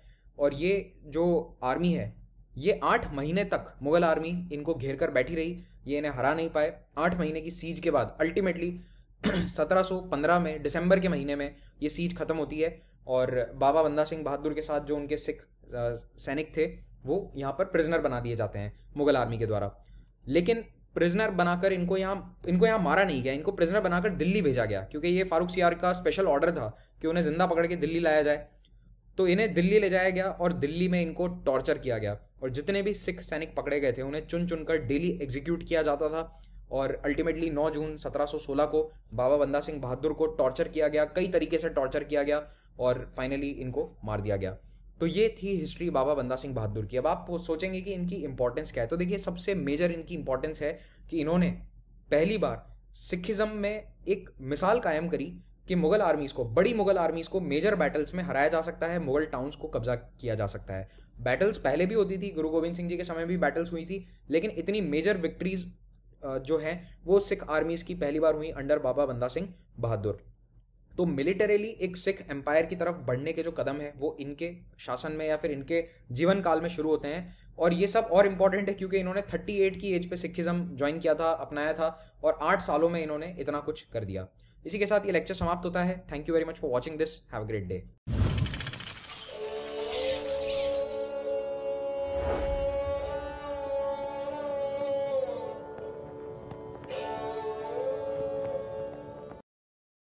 Waheguru Ji Ka Khalsa, Waheguru Ji Ki Fateh. Today in Babani Kahaniyan, the stories of our ancestors, we will look at the journey of Baba Banda Singh Bahadur, a great Sikh leader of the 18th century. This journey of Raj starts in 1708 when Baba Banda Singh Ji is given the order by Guru Gobind Singh Saheb Ji Maharaj themselves to uproot the Mughal dynasty. Guruji described the terrible situation of Punjab, the widespread injustice taking place. The very same Sikhi that Guru Nanak Dev Sahib Ji Maharaj spread far and wide was under attack. And that the governor of Sirhind, that Mughal Wazir Khan, committed unspeakable crimes, including breaking alive the Guru Sahib Ji's youngest two Sahibzade. Guru Sahib commanded Banda Singh Bahadur to pick up the sword and head towards Punjab. And Maharaj at that time placed the Panj Piare, who were the Hazuri Singhs of Maharaj, as advisors to Baba Banda Singh. Maharaj also blessed Babaji with Akhanda, Panj Teers, Nishan Sahib, a Nagara, 20 Singhs, and a Hukamnama to share with the Sangat. And after the Singhs did Ardas, they set off in the month of September 1708. Maharaj did bachan that thousands of Khalsa will join you on this mission, but always stay in the hukam of the Khalsa and always consult the Panj Pyare before you make any decision. When Banda Singh Bahadur and the Khalsa reached a town near Delhi called Shere Khanda, at that place they started to spread the Hukamname to the main Gursikhs all over, who would then further spread the message. Bhai Ratan Singh Ji and Panth Prakash describes this scene in this message. मैं हूँ उसी पुरख को दासा, करियो खालसा जिसे प्रकाशा, जिन गुर जी सो बैर कमायो, बदलो लैन तिसे मैं आयो. Baba Banda Singh Ji says, I am the das of that Guru who formed the Khalsa Panth. I am here to get justice and finish all those who harmed Sikhi, those who did the Shahidi of Tan Tan Baba Zorawar Singh, Tan Tan Baba Fateh Singh Ji. And once I have destroyed these dushts, only then will I call myself a Banda, a man of the Guru. In a short period of time, thousands of Singhs from Punjab and even further from Bihar, Patna and as far as Kabul started to arrive at the campsite, because this Hukamnama that they sent out had a lot of significance behind it. It was signed by great Gursikhs like Baba Binod Singh Ji, who was the 9th generation of Guru Angad Dev Sahib Ji Maharaj themselves. So they sent this Hukamnama out, and when they sent this Hukamnama, they would say that if you are a Sikh of the Guru, come and Baba Banda Singh Ji de naal lad. And Gursikhs from all different backgrounds, the poor, the rich, collectively arrived, united to defeat the common enemy. Gyani Gyan Singh Ji mentions how countless of our Hindu brothers were inspired by the Khalsa living, and they were also blessed with Amrit Dat. The Khalsa was eager to start attacking. There was still that dukh, that lingering pain from the Shahidi of the Chote Sahibzade. The Khalsa didn't want to lose out on this opportunity to get justice. Eventually, the Khalsa attacked, and wherever Baba Banda Singh Ji went, they brought about a storm of destruction. Samana was the first main town attacked. Why was that, Sangat Ji? Not only was this a financial stronghold for the Mughal regime at the time, it was also the town of the executioner of Guru Tegh Bahadur Sahib Ji Maharaj. The executioner's name was Jalaluddin, and also home to Sashal Beg and Bashal Beg, the two brother executioners of the Chote Sahibzade. When the Khalsa attacked and the Khalsa was victorious, Samana was destroyed, in which over 10,000 of the enemies were killed. If this wasn't a strong enough message for Wazir Khan, Banda Singh even sent letters to him. One time, Wazir Khan had sent 2 spies dressed up as Singhs into the camp of Banda Singh Bahadur. When they were found out, Banda Singh ordered the Khalsa not to execute them. Instead, the Singhs would beat them both up with their shoes, and as each strike hit their head, the Singhs would repeat Wazir Khan's name. They would say that we are not hitting you, we are hitting Wazir Khan, and we are just giving him a taste of what's to come. The spies were released with a letter to go and give to Wazir Khan, saying the Khalsa is now coming and to get ready. And when stories like this started to spread about Banda Singh Bahadur, idda si jida Sirhind nu ag lag gayi si. The whole of Sirhind started to panic. Many deserted their homes with the fear that Banda Singh Bahadur is approaching. Stories of this Banda Singh started to spread like wildfire. Many people approached Babaji with their troubles. One time, many Hindus of the area Kapuri came to Banda Singh and begged him to do something about Kadamdeen. Kadamdeen was the ruler of the area, and he was such a corrupt and evil person. What he used to do, Sangat ji, is when a Hindu woman was married in his alaka, in his area, she would be captured by him straight away after the wedding ceremony, and he would rape them. They'd rape the women and then release them to her in-laws. So no one had the nerve to do anything about this guy. And eventually, people of the area arrived to Banda Singh Bahadur when they heard of Banda Singh's success.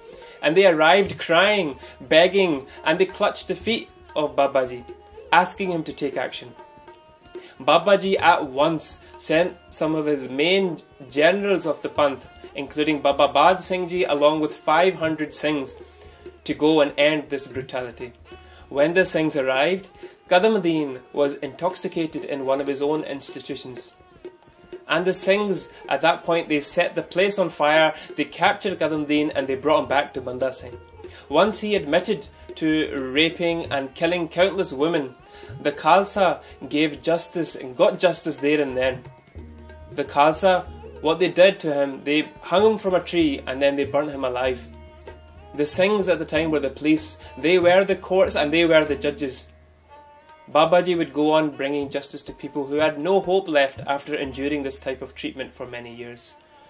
Banda Singh's crusade grew stronger and stronger as more forces heard about Banda Singh's success. The next main location attacked was Sadaura. Its ruler, Usman Khan, was notorious for the oppression of his people. The residents of the alaka of the area, they were disrespected so much that there was a ban on cremation. No Hindu could do the final rites of their dead as per their faith. That's how oppressed they were. The ruler was also responsible for the torture and shahidi of that great Muslim saint, Pir Buddha Shah, and his family, who had all assisted Guru Gobind Singh Saheb Jee Maharaj during their first battle, the Battle of Pangani. His sons, along with 700 of his followers, were shaheed in this battle for Guru Gobind Singh Saheb Jee Maharaj. And Sangat Ji, remember, this is a Muslim. Look at his love for Maharaj, that he sacrificed his whole family for Maharaj. When he was captured, he was tortured for supporting Guru Gobind Singh Saheb Ji. So at this point, the Khalsa now is remembering this great shahidi, this great Qurbani of Pir Buddha Shah, and at that point they destroyed the whole city and the evil rulers at the time. Not all the Singhs had actually joined Baba Banda Singh Bahadur yet. When Wazir Khan heard that the Singhs, numbering a total of 7,000 from the Majha and Doaba region of Punjab, were making their way to join with Babaji, he immediately sent his depute, Sher Muhammad Khan, to deal with these Singhs before they reached Babaji's camp. The forces clashed at Ropar, and in this jang, Sher Muhammad Khan was wounded, and his brother and cousins were all killed. When Wazir Khan heard that the top generals were wiped out by the Singhs who he thought had been outnumbered, he got even more worried. He started to panic, he couldn't sleep anymore now that the Khalsa was at his doorstep. Over in the Khalsa campsite, Babaji at the time did a lot of satkar for these Singhs from Majha, the likes of Baba Deep Singh Ji, who had now arrived to strengthen the forces. Babaji marched out for miles from his camp to receive them, and then made prashad and langar for all the Khalsa Singhs as they rested up.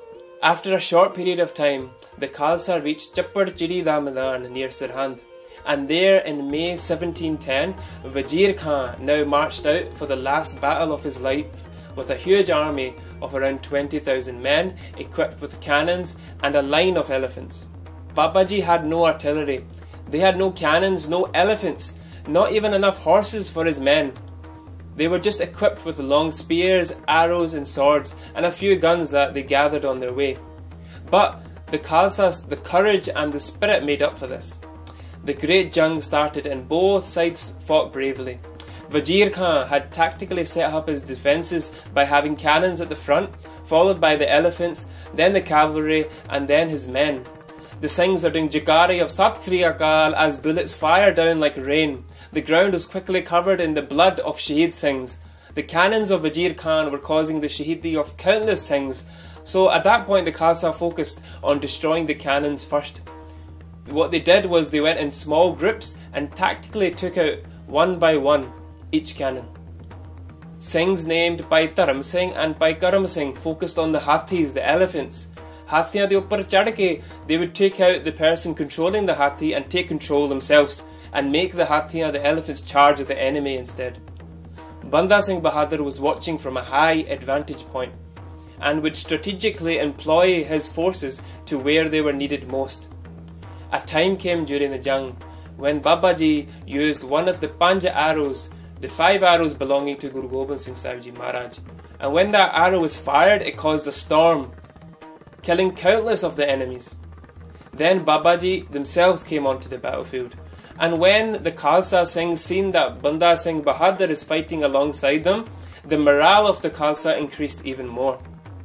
The Singhs fought, remembering the Shaheedi of Tan Tan Baba Jorawar Singh, Tan Tan Baba Fateh Singh Ji, and eventually after many hours Babaji defeated and captured Wazir Khan. Battle cries of Waheguru Ji Ki Fateh could be heard all around as the Singhs marched into Sirhind. As they entered Sirhind, the images of the Chote Sahibzade being bricked alive, being tortured, would keep playing in their minds. This was the exact place where such a big paap happened. Here they were brutally tortured. The beautiful sons of Guru Gobind Singh Saheb Jee Maharaj. Naturally this inflamed their bir ras. Sirhind was plundered and destroyed. Suchanand was captured and his face was blackened, and he was paraded around Sirhind with everyone throwing shoes at him till his death. And Sangat Ji, what did the Khalsa do to Wazir Khan? Wazir Khan, that one who is responsible for the Shaheedi of the Chote Sahibzade, well, some accounts say that he was shot by Baj Singh's arrow and killed by sword. But Prachin Pant Prakash Kavi Ratan Singh Ji Pangu describes it differently. They say, Taha Bajira Sasgit Paya Kila Gad Ko Agga Gaya Bande Vehdan Saath Kisdaya Fir Agan Main Use Sadaya. That the Singhs found Wazir Khan wounded and crying. They fixed a sharp wooden peg through his body and had him dragged from that battlefield all the way to Sirhind. And when they reached Sirhind, they burned him alive. That villain who kept war with Guru Gobind Singh Saheb Jee Maharaj for 20 years, that villain who killed countless innocent men, women and children, that one who bricked alive the 2 jewels of Guru Gobind Singh Saheb Jee Maharaj, that sinner had now been finished by the Khalsa Panth. Banda Singh now focused on removing the Pahari Raje as well. And as we recite every single day during our Nitnem, Hamare Dost Sabha Tumka Avoho, one by one the Dosts were finished off. Sangat Ji, Guru Sahib had done bhajan to Banda Singh Bahadur to always listen to the Panj Piari, and this resulted in his success. Another hukum was to never be lazy in uprooting oppression, and as we have heard, Babaji stopped injustice wherever there was a call for help. They stopped the oppressive rule, whether that was Qadamuddin or Wazir Khan, and Babaji was seen as a symbol of hope for not just the Sikh population but for all faiths. Dushtan nu sodhan le Guru Sahib ne Khalsa Pargat Kita, but Khalsa was also full of daya, compassion. The general population welcomed the Singhs. Many towns were built like castles or forts, and the reason why the Khalsa and the Singhs burned these down was to make sure that the people would never be troubled again by dictators. Next week, we will learn about Baba Ji's rule and their shahidi. Please forgive me for my mistakes. Lekha katahna shoti hai, kin kin bhulan har, baksan har baksada nanak par utar. Waheguru Ji ka Khalsa, Waheguru Ji ki Fateh.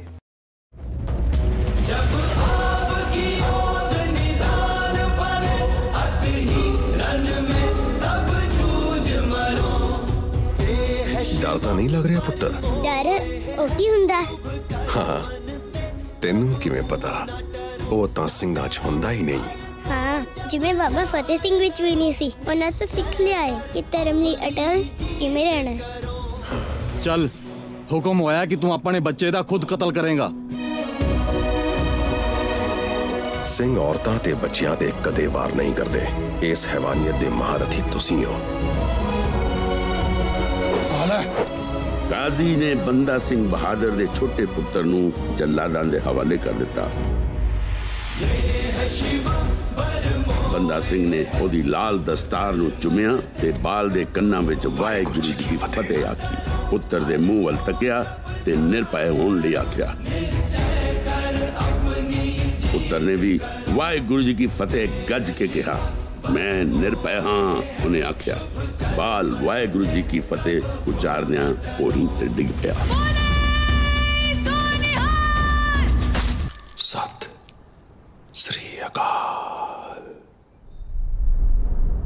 बंदा सिंह,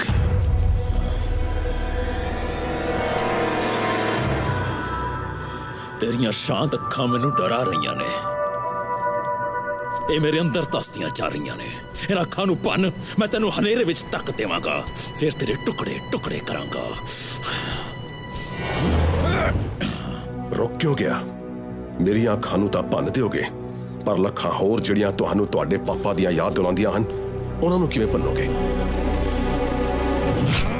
गंगू, गंगू, इधर आओ ना। ऐ करो गंगू, थोड़ी देर लिए औरंगजेब बन जाओ। नहीं नहीं साहबजादे, गंगू गुरु माता जी ने जल्दी बुलाया है। तुसी अपने पिंड खेड़ी जाना है ना? जेकर तुसी साडी गल मन्नोगे तां असी गुरु माता जी नू कह के तुहानू 8 दिनां दी छुट्टी दवा देवांगे। ये गल है ते फिर ठीक है। वजीर खान बन जाओ। वजीर खान ही औरंगजेब? नहीं वजीर खान। मैं इसनू पहला देखा सी। वो पहला तुसी दोवें भरा फैसला कर लो कि मैं वजीर खान हाँ या औरंगजेब। उस दा फैसला असी करांगे। सानू पहला औरंगजेब दी जरूरत है। हाँ ता महाराज, औरंगजेब हाजिर है। औरंगजेब, तुहानू असी अपने गुरु दादा जी दे कीते जुल्म दी सजा देना चाहुंदे हां, पर असी हथे ते वार नहीं करदे। तुहानू साडे नाल युद्ध करना पवेगा। जे तुसी जित गए तां सजा माफ, जेकर असी जित गए तां तुहानू साडा मुल्क छड़ के जाना पवेगा। महाराज, मेरी औकात नहीं है युद्ध जितन दी। मैं बिना युद्ध कीते ही तुहाडा मुल्क छड़ के जान लई तैयार हां। बहुत देर हो गई है, गुरु माता जी मैनू गुस्से होणगे। महाराज, औरंगजेब तां भज गया। देख लियो, एक दिन सारे मुगल इसे तरह साडे मुल्क नू छड़ के भज जाणगे। महाराज, बहुत मेहनत कीती है तुसी। औरंगजेब तां भज गया, हुण तुहानू भुख लगी होवेगी।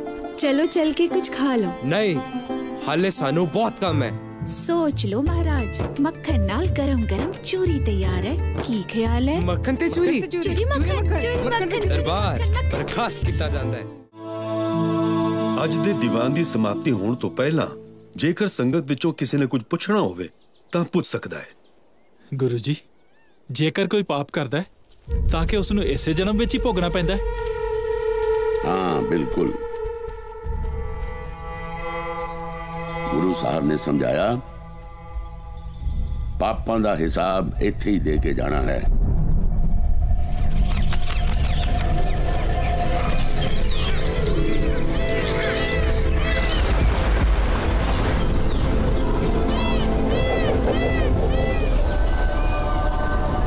गुरु साहब ने मुस्कुरा के कहा, तां आखिर तुसी पहुंच ही गए। बड़ी दूरों आए लगदे हो। जी गुरु जी, सानू आशीर्वाद दियो। गुरु साहब ने कहा, वाहेगुरू तुहाडियां मुरादां पूरियां करे। ਗੁਰੂ ਜੀ, ਪਾਪੀ ਤੇ ਅਪਰਾਧੀ ਵਿੱਚ ਕੀ ਅੰਤਰ ਹੁੰਦਾ ਹੈ? ਪਾਪੀ ਉਹ ਹੁੰਦਾ ਹੈ ਜੋ ਪਾਪ ਕਰਨ ਬਾਰੇ ਸੋਚੇ। ਅਪਰਾਧੀ ਉਹ ਹੁੰਦਾ ਹੈ ਜੋ ਉਸ ਸੋਚੇ ਹੋਏ ਪਾਪ ਨੂੰ ਅੰਜਾਮ ਤੱਕ ਲੈ ਜਾਵੇ। ਕੀ ਪਾਪੀ ਦਾ ਚਿਹਰਾ ਪੜਿਆ ਜਾ ਸਕਦਾ ਹੈ? ਪਾਪੀ ਦਾ ਪਾਪ ਉਹਦੇ ਚਿਹਰੇ ਤੇ ਸਾਫ਼ ਸ਼ਬਦਾਂ 'ਚ ਲਿਖਿਆ ਹੁੰਦਾ ਹੈ, ਜਿਸ ਨੂੰ ਅਸੀਂ ਸਿਰਫ ਮਨ ਦੀਆਂ ਅੱਖਾਂ ਨਾਲ ਹੀ ਪੜ੍ਹ ਸਕਦੇ ਹਾਂ। ਇਹ ਤਾਂ ਫੇਰ ਤੁਹਾਡੇ ਵਰਗੇ ਅੰਤਰਯਾਮੀ ਹੀ ਪੜ੍ਹ ਸਕਦੇ ਨੇ। ਅਸੀਂ ਤਾਂ ਕਿਸੇ ਵੇਲੇ ਵੀ ਧੋਖਾ ਖਾ ਸਕਦੇ ਹਾਂ। ਗੁਰੂ ਸਾਹਿਬ ਨੇ ਯਾਦ ਕਰਾਇਆ, ਧੋਖੇ ਨਾਲ ਹੀ ਤਾਂ ਪੰਜਵੇਂ ਪਾਤਸ਼ਾਹ ਨੂੰ ਵੀ ਲਾਹੌਰ ਬੁਲਾਇਆ ਗਿਆ ਸੀ। ਕੀ ਉਹਨਾਂ ਨੂੰ ਪਤਾ ਨਹੀਂ ਸੀ? ਪਤਾ ਸੀ, ਪਰ ਰੱਬ ਨੂੰ ਪਿਆਰ ਕਰਨ ਵਾਲੇ ਰੱਬ ਦੀ ਰਜ਼ਾ 'ਚ ਰਹਿਣਾ ਪਸੰਦ ਕਰਦੇ ਨੇ। ਗੁਰੂ ਜੀ, ਤੁਰਕਾਂ ਦੇ ਪਾਪਾਂ ਦਾ ਹਿਸਾਬ ਕੌਣ ਕਰੇਗਾ? ਕੀ ਕਦੇ ਉਹਨਾਂ ਨੂੰ ਵੀ ਉਹਨਾਂ ਦੇ ਜ਼ੁਲਮਾਂ ਦੀ ਸਜ਼ਾ ਮਿਲੇਗੀ? ਗੁਰੂ ਸਾਹਿਬ ਨੇ ਸੋਝੀ ਪਾਈ, ਜਿਹੜਾ ਅਨਾਜ ਧਰਤੀ ਤੇ ਬੀਜੋਗੇ ਉਹੀ ਉੱਗੇਗਾ, ਉਹੀ ਵੱਢਣਾ ਪਏਗਾ। ਵੱਢਣ ਦੀ ਰੁੱਤ ਕਦੋਂ ਆਏਗੀ ਇਹ ਨਿਰੰਕਾਰ ਜਾਣਦਾ ਹੈ। ਗੁਰੂ ਜੀ, ਐਨੀ ਤਾਂ ਗਰਮੀ ਨਹੀਂ, ਫਿਰ ਇਹਨਾਂ ਦੋਹਾਂ ਦੇ ਮੱਥੇ ਤੇ ਪਸੀਨਾ। ਇਹਨਾਂ ਦੋਹਾਂ ਦੀਆਂ ਅੱਖਾਂ ਵਿੱਚ ਮੈਂ ਅਜੀਬ ਜੀ ਬੇਚੈਨੀ ਵੇਖੀ ਹੈ, ਬਾਕੀ ਤੁਸੀਂ ਜਾਣੀ ਜਾਣੋ। ਗੁਰੂ ਸਾਹਿਬ ਨੇ ਸਮਝਾਇਆ, ਖਾਲਸਾ ਜੀ, ਹਰ ਇੱਕ ਪ੍ਰਾਣੀ ਆਪਣੇ ਆਪ 'ਚ ਪੂਰਾ ਬ੍ਰਹਮੰਡ ਹੈ। ਕਿਸੇ ਦੇ ਬ੍ਰਹਮੰਡ 'ਚ ਝਾਕ ਕੇ ਦੇਖੋਗੇ ਤਾਂ ਉਹਦੇ ਗੁਣ ਔਗੁਣ ਤੁਹਾਡੇ ਅੰਦਰ ਆ ਜਾਣਗੇ। ਚੰਗਾ ਇਹੀ ਹੋਏਗਾ ਕਿ ਅਸੀਂ ਆਪਣੇ ਬ੍ਰਹਮੰਡਾਂ ਦੀ ਖੋਜ ਕਰੀਏ। ਇਸੇ ਖੋਜ ਵਿੱਚ ਹੀ ਸਾਡੇ ਮਨ ਨੂੰ ਸੁਖ ਅਤੇ ਸ਼ਾਂਤੀ ਪ੍ਰਾਪਤ ਹੋਏਗੀ। ਜੋ ਬ੍ਰਹਮੰਡੇ ਸੋਈ ਪਿੰਡੇ, ਜੋ ਖੋਜੈ ਸੋ ਪਾਵੇ। ਤੂੰ ਬਾਹਰ ਰੁਕੀ, ਮੈਂ ਹੁਣੇ ਕੰਮ ਤਮਾਮ ਕਰਕੇ ਆਉਣਾ।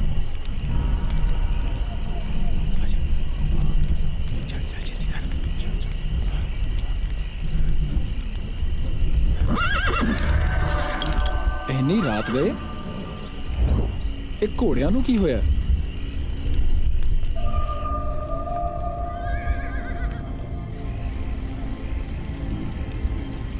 ਚੱਲ ਹੁਣ ਵੇਖੀਏ ਤਾਂ ਸਹੀ।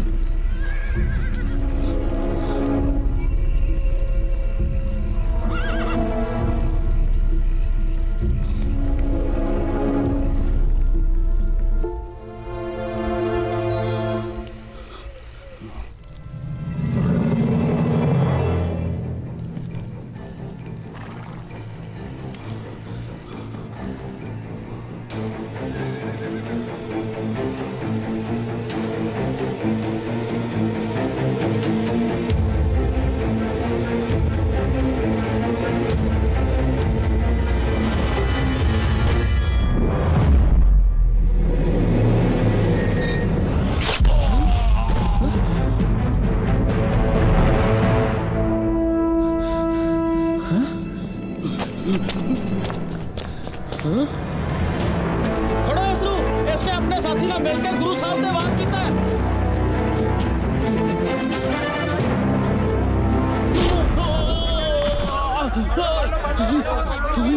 ਇਹ ਦੋਨੋਂ ਖਾਣਾ ਵੀ ਚਿੱਕ ਕੇ ਨਾ। ਆਹ ਉਹੀ ਲੱਗਦਾ, ਆਹ ਉਹੀ ਹੈ। ਕੌਣ ਹੈ ਤੂੰ? ਕਿੱਥੋਂ ਆਇਆ? ਮੈਨੂੰ ਵਜ਼ੀਰ ਖਾਨ ਨੇ ਗੁਰੂ ਦਾ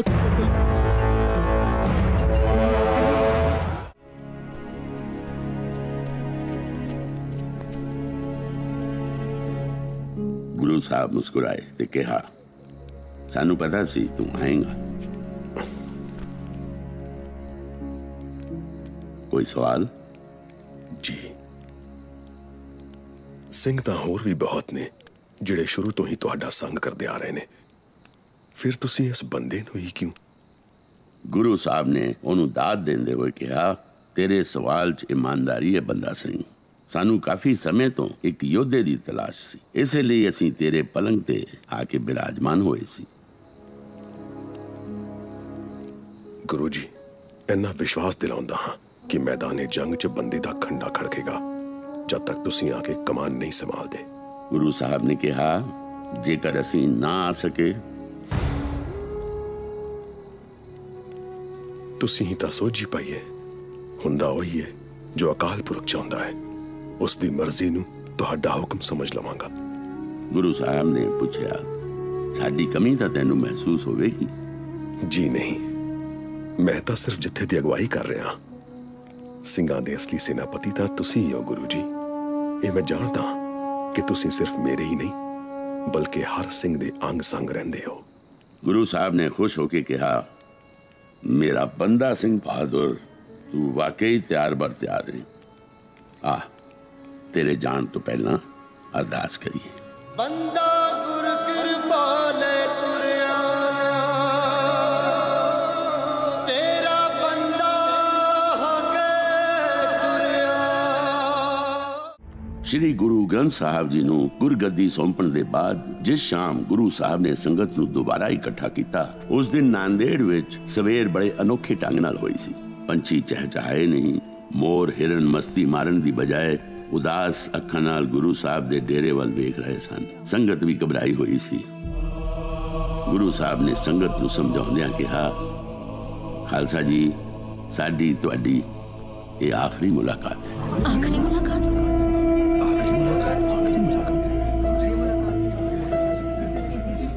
साडे जख्म दी पीड़ा विचों सानू ईश्वर दा सुनेहा आ रहा है। कुछ ही देर बाद असीं अपने आखिरी साह लवांगे। रब दे वास्ते गुरु जी इंज ना कहो। सच्चे पातशाह, सानू छड्ड के जाना की ये उचित है? गुरु साहब ने समझाया, जिवें निरंकार दे दिते स्वास पूरे हुंदे ने, मौत इंसान नूं अगले सफर दा मुसाफिर बना दिंदी है। रब नूं प्यार करने वाले जमन मरण तो रहत हुंदे ने खालसा जी। ना पहलियां पातशाहियां दुनिया छड्ड के गईयां ते ना असीं जावांगे। हाँ, अकाल पुरख दे हुक्म नाल ये 5 तत्तां दा शरीर छड्ड के असीं अकाल पुरख विच अभेद हो जावांगे। फिर जिहड़ा सानू सच्चे दिलों याद करेगा, असीं उस कोल हाजिर हो जाया करांगे। तुसीं अज तो परचा शब्द दा पूजा अकाल पुरख की, दीदार खालसे दा सिद्धांत ते पहरा देना। वेला आ गया, चंगा हुण सानू जान दी आग्या दिओ। साडे वालों सरबत संगत नूं फतेह परवान होवे। वाहिगुरू जी का खालसा, वाहिगुरू जी की फतेह।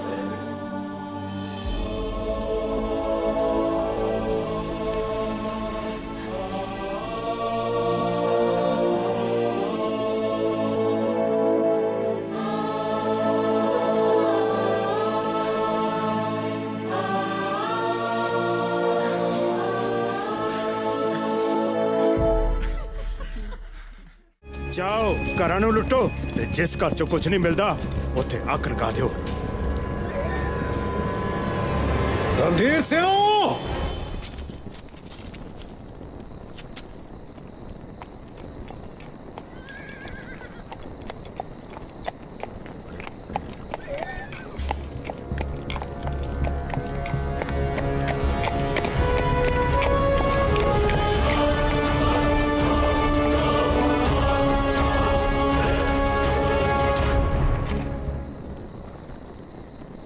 तू कौन?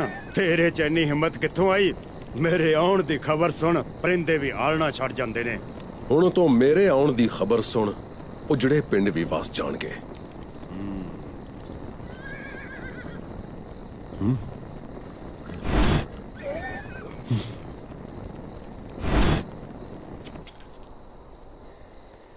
जिस दे सिर ते मुगलां दा हथ होवे, उस रणधीर सिंह नाल टक्कर।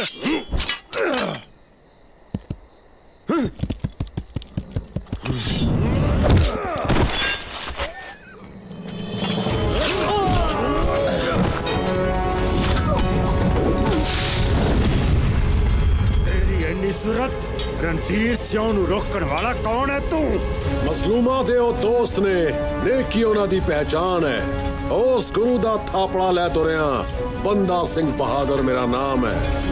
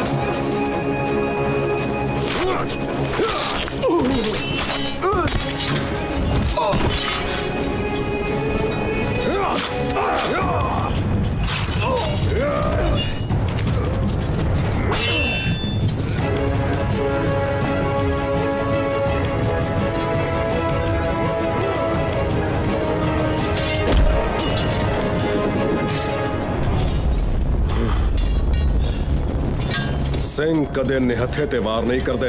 एले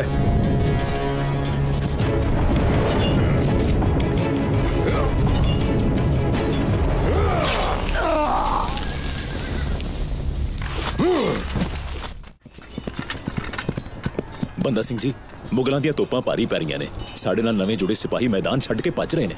सिंह जी, राखवियां फौजां नूं कहो खंडा खड़काउण दा वेला आ गया है।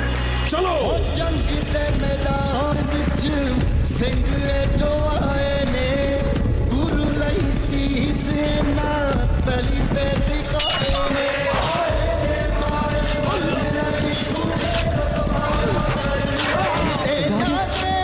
जगारे जो जीत नगाड़ा गड़के गो।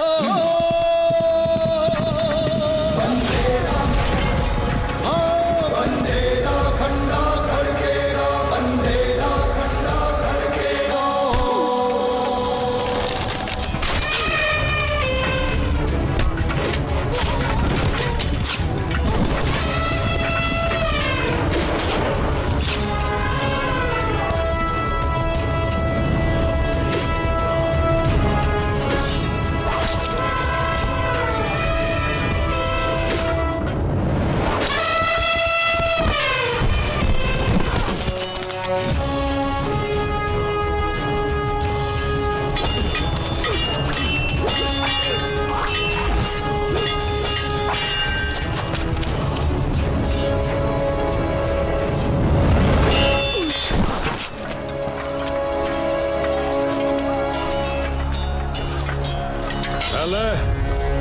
बड़ी भारी गलती की है तू। मैं तेनू तलवार देखे मैं हुंदा तां तेनू चीर के रख दिंदा।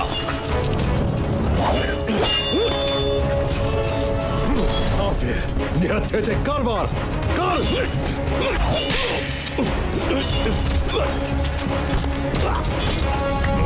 मंदे कमी नानका जद कद मंदा होए। देखिया, मजलूमा ते अत्याचार करन वाला हर कोई एक दिन ऐदा ही धूड़ चट रहा होवेगा। हुण तू ये सोच रहा है ना कि मैं तेनू जान तो क्यों नहीं मारिया? इधर देख, ये उससे दीवार दी इट है जिस दीवार विच खड़े करके तू मेरे गुरु दे बच्चे शहीद कीते सी। ये इट 5 साल पुरानी है। बाबा फतेह सिंह दी उम्र उस वक्त 5 साल दी सी। इस इट नाल मैं 9 जगह तो तेरे शरीर नू खोलांगा, क्योंकि बाबा जोरावर सिंह दी उम्र उस वक्त 9 साल दी सी। अपनी करनी दा फल भुगतन लई तैयार हो जा कर।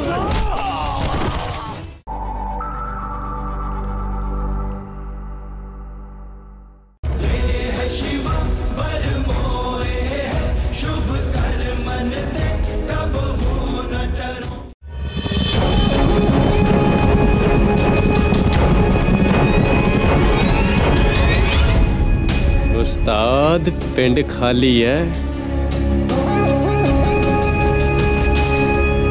जाओ घरां नूं लुटो ते जिस घर चों कुछ नहीं मिलदा उत्थे अग लगा दिओ। रणधीर सिंह,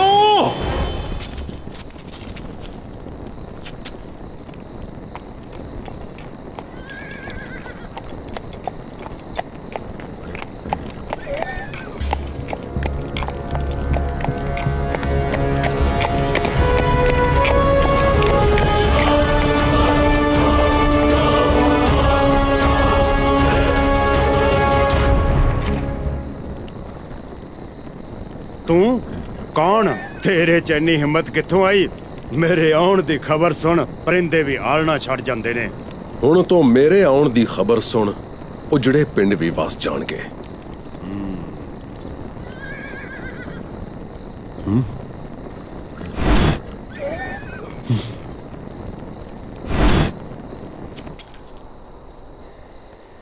जिस दे सिर ते मुगलों दा हाथ होवे उस रणधीर सिंह नाल टक्कर।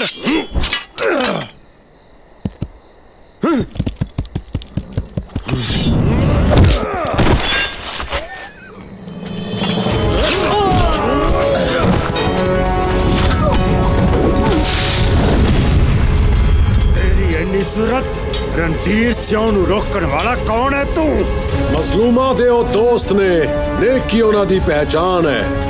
उस गुरु दा थापड़ा लै तुरिया, बंदा सिंह बहादुर मेरा नाम है।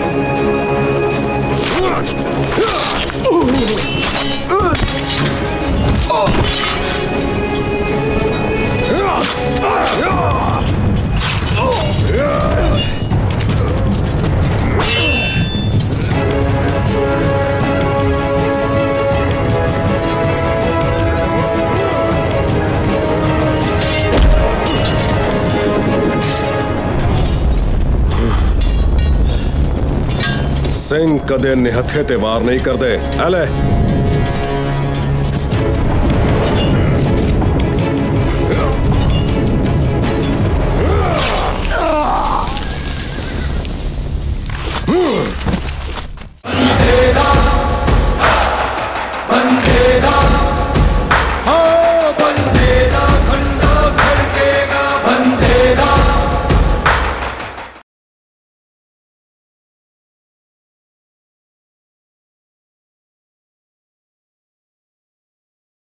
बंदा सिंह, ये कोई सडोरा या समाना नहीं, ये सरहंद है, सरहंद, वजीर खान का सरहंद। वजीर खान? ना ही मैं तेरा कोई फौजदार हूँ, ना ही कोई पहाड़ी राजा। सिंह हूँ सिंह, गुरु का सिंह। ओए सिंगा, क्यों मौत को दावत देता है? अपने सिपाहियों के साथ आकर मेरे सामने हथियार डाल दे। उन दो मासूम बच्चों का सर नहीं झुका सका और तू गुरु के इन सिंहों को गुलाम बनाने के सपने देख रहा है। ओए, घुटने टेक दे, मैं तुम सबकी जान बख्श दूंगा। तू घुटने टेकने के बारे में सोचना भी मत। सालिम, मैं तेरी जान नहीं बख्शूंगा। तेरी ये मुट्ठी भर फौज शाम तक मेरे कब्जे में होगी। तू आगे तो बढ़। इधर मेरी तोपों को देख। ओए, इधर मेरे सिंगों को देख, एक एक आग का गोला है। बंदा सिंह, आखिरी मौका है तेरे पास। वजीर खान, आखिरी ख्वाहिश है तो बता। तू कल का उगता सूरज नहीं देखेगा। सूरज तो आज तेरे मरने के बाद ही डूबेगा। दुनिया की सबसे अव्वल कौम के सुरमाओं, दुश्मन पे ऐसा हमला करो कि हमारे खौफ से इनकी आने वाली पुश्तें कोख में ही खत्म हो जाए। खालसा जी, काल बनकर टूट पड़ो इन दुश्मनों पर। तुम फौज अकाल की हो, हम सिंह गरज कर आज सरहंद में हुए पापों का इंसाफ करेंगे। गर्व से भर उठेगा हमारी आने वाली पीढ़ी का सीना जब वो आज का इतिहास पढ़ेंगे। आज की जंग का सेनापति कौन? देह शिवा, शुभ कर्मन ते, न डरूं और सो जब निश्चय कर अपनी, निश्चय कर अपनी, निश्चय कर अपनी।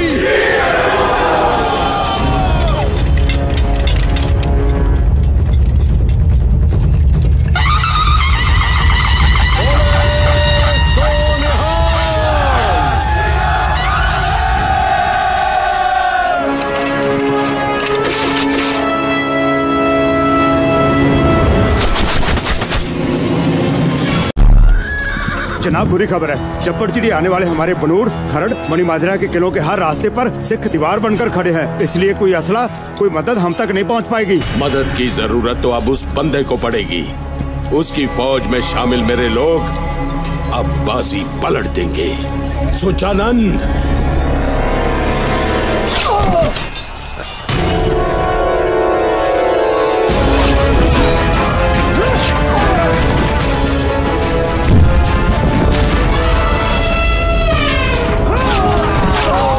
उधर हावी हो गए हैं, सभी जान बचाकर भागो। ये क्या कहते हैं? अब खेल खत्म।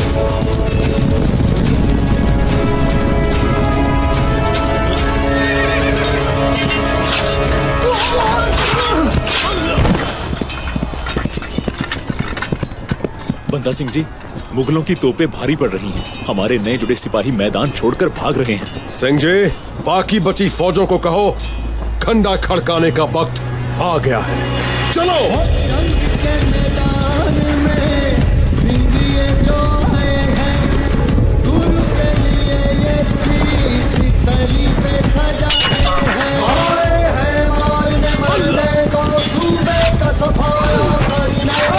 बंदा आ गया? हाँ? बंदा आ गया? नगारा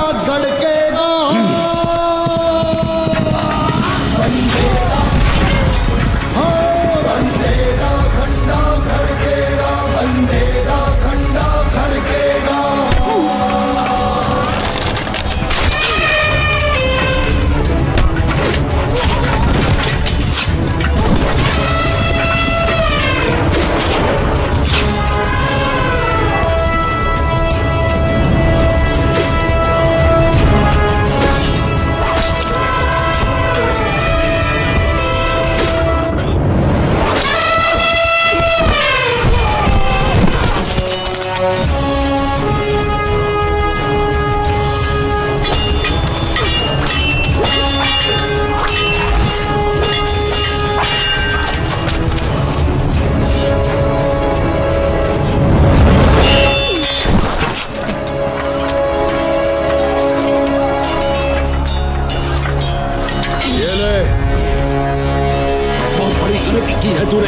को तलवार देकर, मैं होता तो तुझे चीर के रख देता।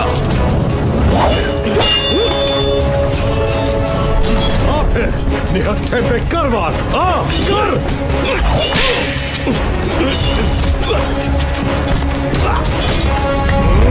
मंदे कौनी नानका, जब कद मंदा होए। देखा, मजलूमों पर अत्याचार करने वाला हर कोई एक दिन ऐसे ही धूल चाट रहा होगा। अब तू ये सोच रहा है ना कि मैंने तुझे जान से क्यों नहीं मारा? इधर देख, ये उस दीवार की ईंट है जिस दीवार में खड़े करके तूने मेरे गुरु के बच्चे शहीद किए थे। ये ईंट 5 साल पुरानी है। बाबा फतेह सिंह की उम्र भी उस वक्त 5 साल की थी। इस ईंट से मैं 9 जगह से तेरे शरीर को खोलूंगा, क्योंकि बाबा जोरावर सिंह की उम्र उस वक्त 9 साल की थी। अपनी करनी का फल भुगतने के लिए तैयार हो जा कातिल।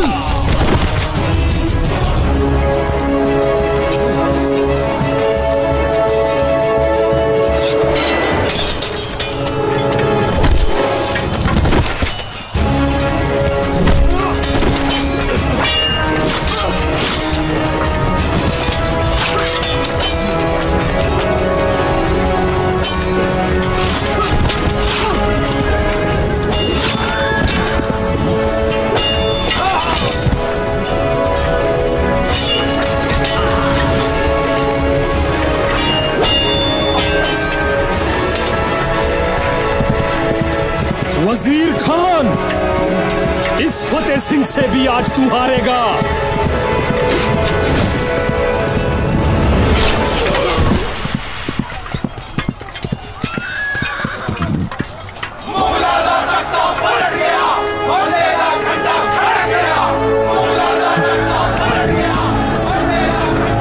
Okay. All right. Hi guys, I'm Sean. This is Alyssa. Gus is right here, and this is Internet Rabbit Hole Daily.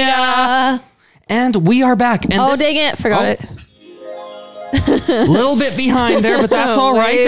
Kind of like us, we're always behind with all the different requests you guys are sending in. We got one actually, and several people have asked us to react to this. And apparently there's 2 movie trailers. So there's Chadee Kalaa 1 and 2. Sorry guys, I'm probably totally butchering it. I want to try. Apparently there's 2 movies and they tell you about the 10th Guru and about the martyrdom of Sikhs. So I'm actually reading something here that my good friend Wait, is the 10th Guru the final Guru? Yeah. The books. Yeah. Right? No, the book was the 11th Guru. Oh, okay. So as I understand it, so this is a living, breathing guru here. So we've got so Harsimran Singh has been sending me some really good information, and he actually just checked in with me recently and says, "Hey, you should really react to the above videos because the events occurring in the above videos are real, and the dates in which these events occurred are this week only. So all the events you will see in the above movie happened during this week." And so I'm not sure if this is the first movie or the second movie, but I'm ready to jump in. What do you mean the events happened this week? Well, back in history. So this was like in December at this time? Yeah. Oh. Yeah. So this is like definitely the right time to be watching this trailer. Now, as I understand it, this is about the 10th Guru and his 4 sons. But like I said, there are 2 movies. So I'm not sure if this is kind of like the first one or the second one. We'll just check you guys will let us know.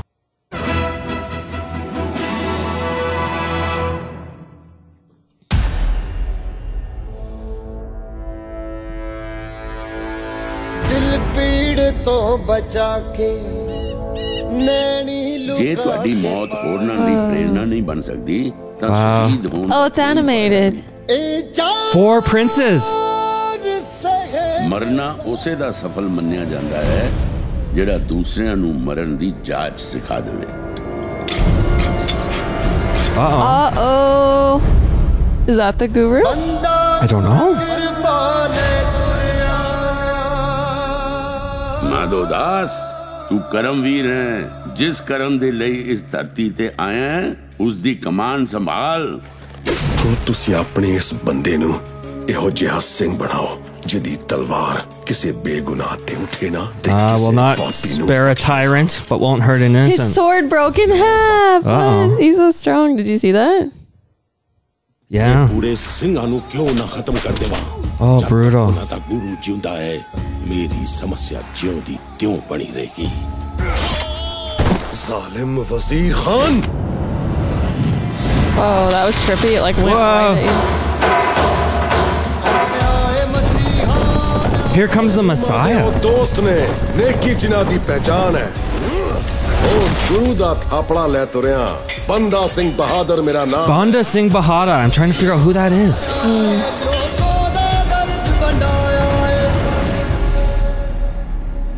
ਇਹ ਸਾਰਿਆਂ ਸਿੱਖਾਂ ਨੂੰ ਸਾਡੇ ਸਰਹੰਦ 'ਚ ਆ ਗਏ Oh, brutal.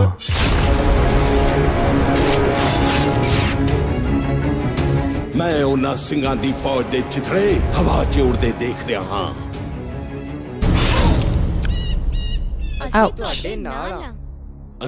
So those are the 4 sons. So that must be the Guru then, I guess. Because they were saying the Messiah was coming. And now this is his entrance. I don't know. Maybe. Oh, wow. Elephant. खंडा खड़काउं दा वेला आ गया है चलो Oh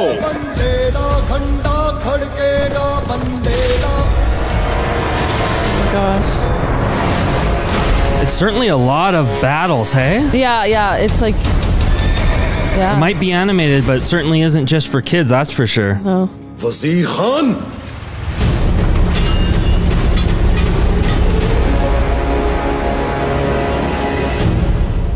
Wow.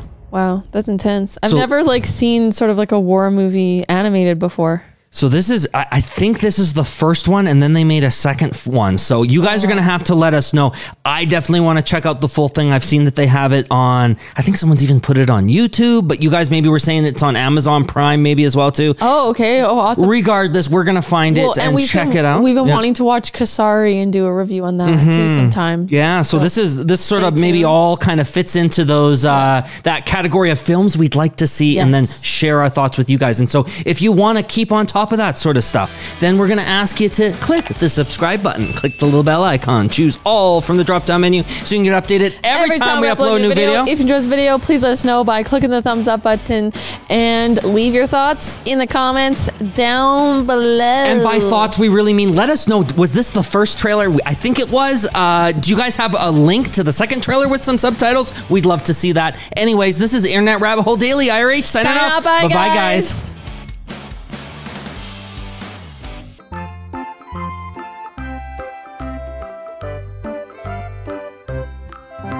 अस्सलाम वालेकुम, नमस्ते, सत श्री अकाल, welcome back to our channel sibling reaction. मेरा नाम है नौशीन चौधरी ते अज मेरे नाल ने अस्सलाम वालेकुम गाइस, मेरा नाम है चौधरी आसिफ अली। उम्मीद करना तुसी सारे खैर खैरियत नाल होवोगे जी। ਅਸੀਂ ਉਮੀਦ ਕਰ ਰਹੇ ਹਾਂ ਕਿ ਤੁਸੀਂ ਸਾਰੇ ਟਿਪ ਟੌਪ ਹੋਗੇ, ਫਿਟ ਫਾਟ ਹੋਗੇ ਤੇ ਵਧੀਆ ਹੋਗੇ। ਅੱਜ ਅਸੀਂ ਜਿਹੜੀ ਵੀਡੀਓ ਲੈ ਕੇ ਆਏ ਤੁਹਾਡੇ ਲਈ, ਉਹਦਾ ਟਾਈਟਲ ਹੈ end of Wazir Khan, 4 Sahibzade, rise of Banda Singh बहादुर।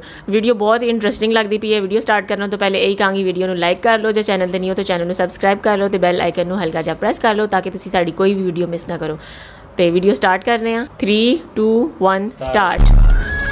जनाब, बुरी खबर है। चप्पड़ चिड़ी आने वाले हमारे बनूड़, खरड़, मणिमाजरा के किलों के हर रास्ते पर सिख दीवार बनकर खड़े हैं। इसलिए कोई असला, कोई मदद हम तक नहीं पहुंच पाएगी। मदद की जरूरत तो अब उस बंदे को पड़ेगी। उसकी फौज में शामिल मेरे लोग अब बाजी पलट देंगे। सुचानंद,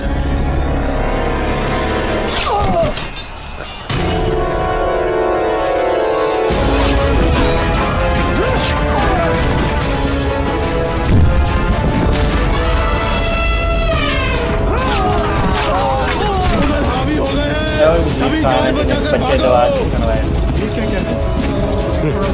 अब खेल खत्म।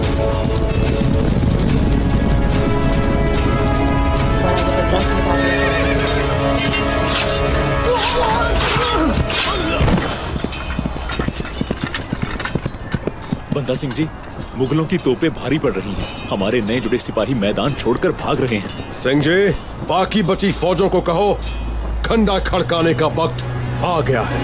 चलो।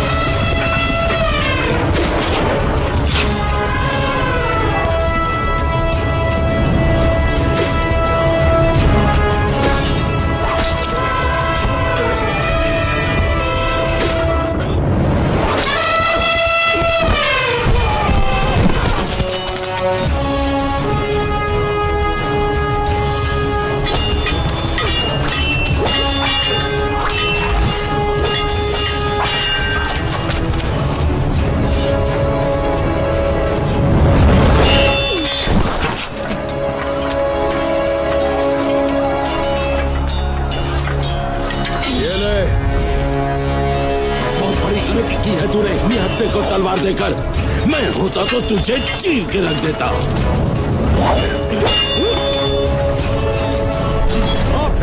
निहत्थे पे कर वार, कर।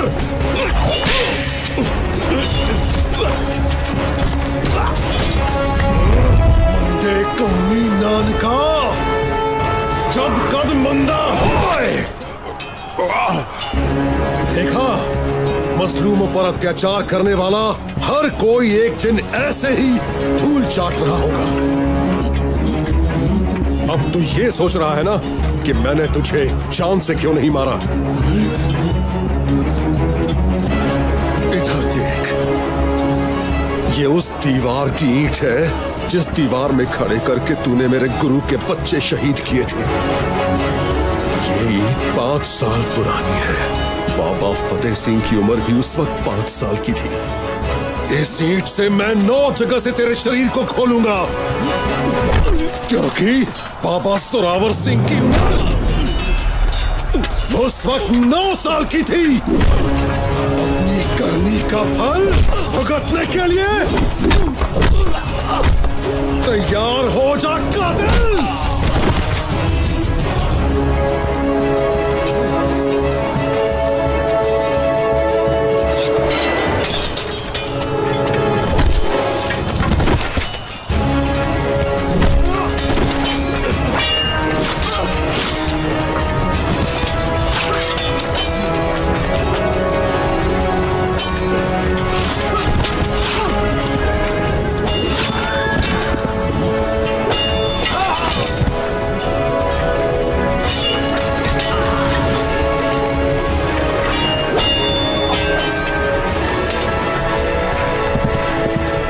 वजीर खान, इस फतेह सिंह से भी आज तू हारेगा।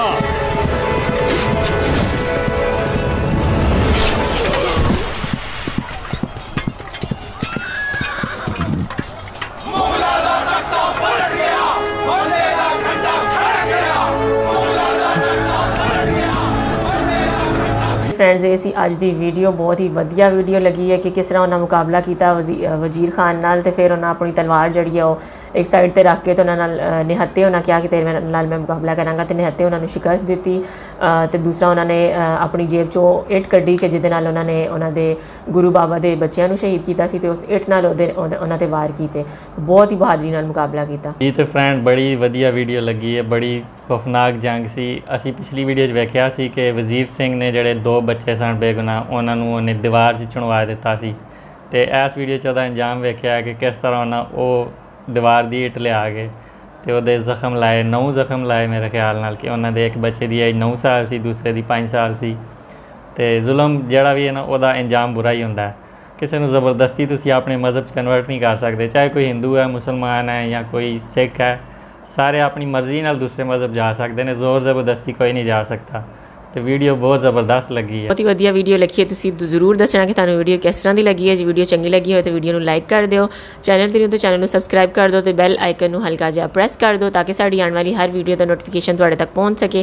तो तुसी कोई भी वीडियो मिस ना करो। इस अलावा साडे इंस्टाग्राम के लिंक्स ने मैंशन, उत्थे जाके तुसी सानू फॉलो कर सकते हो तो रिक्वेस्ट कर सकते हो। कोई भी वीडियो देखना चाहो नीचे कमेंट सैक्शन से जाके भी तुसी रिक्वेस्ट कर सकते हो। तो मिलते हैं next video. Till then stay healthy, stay awesome, good bye.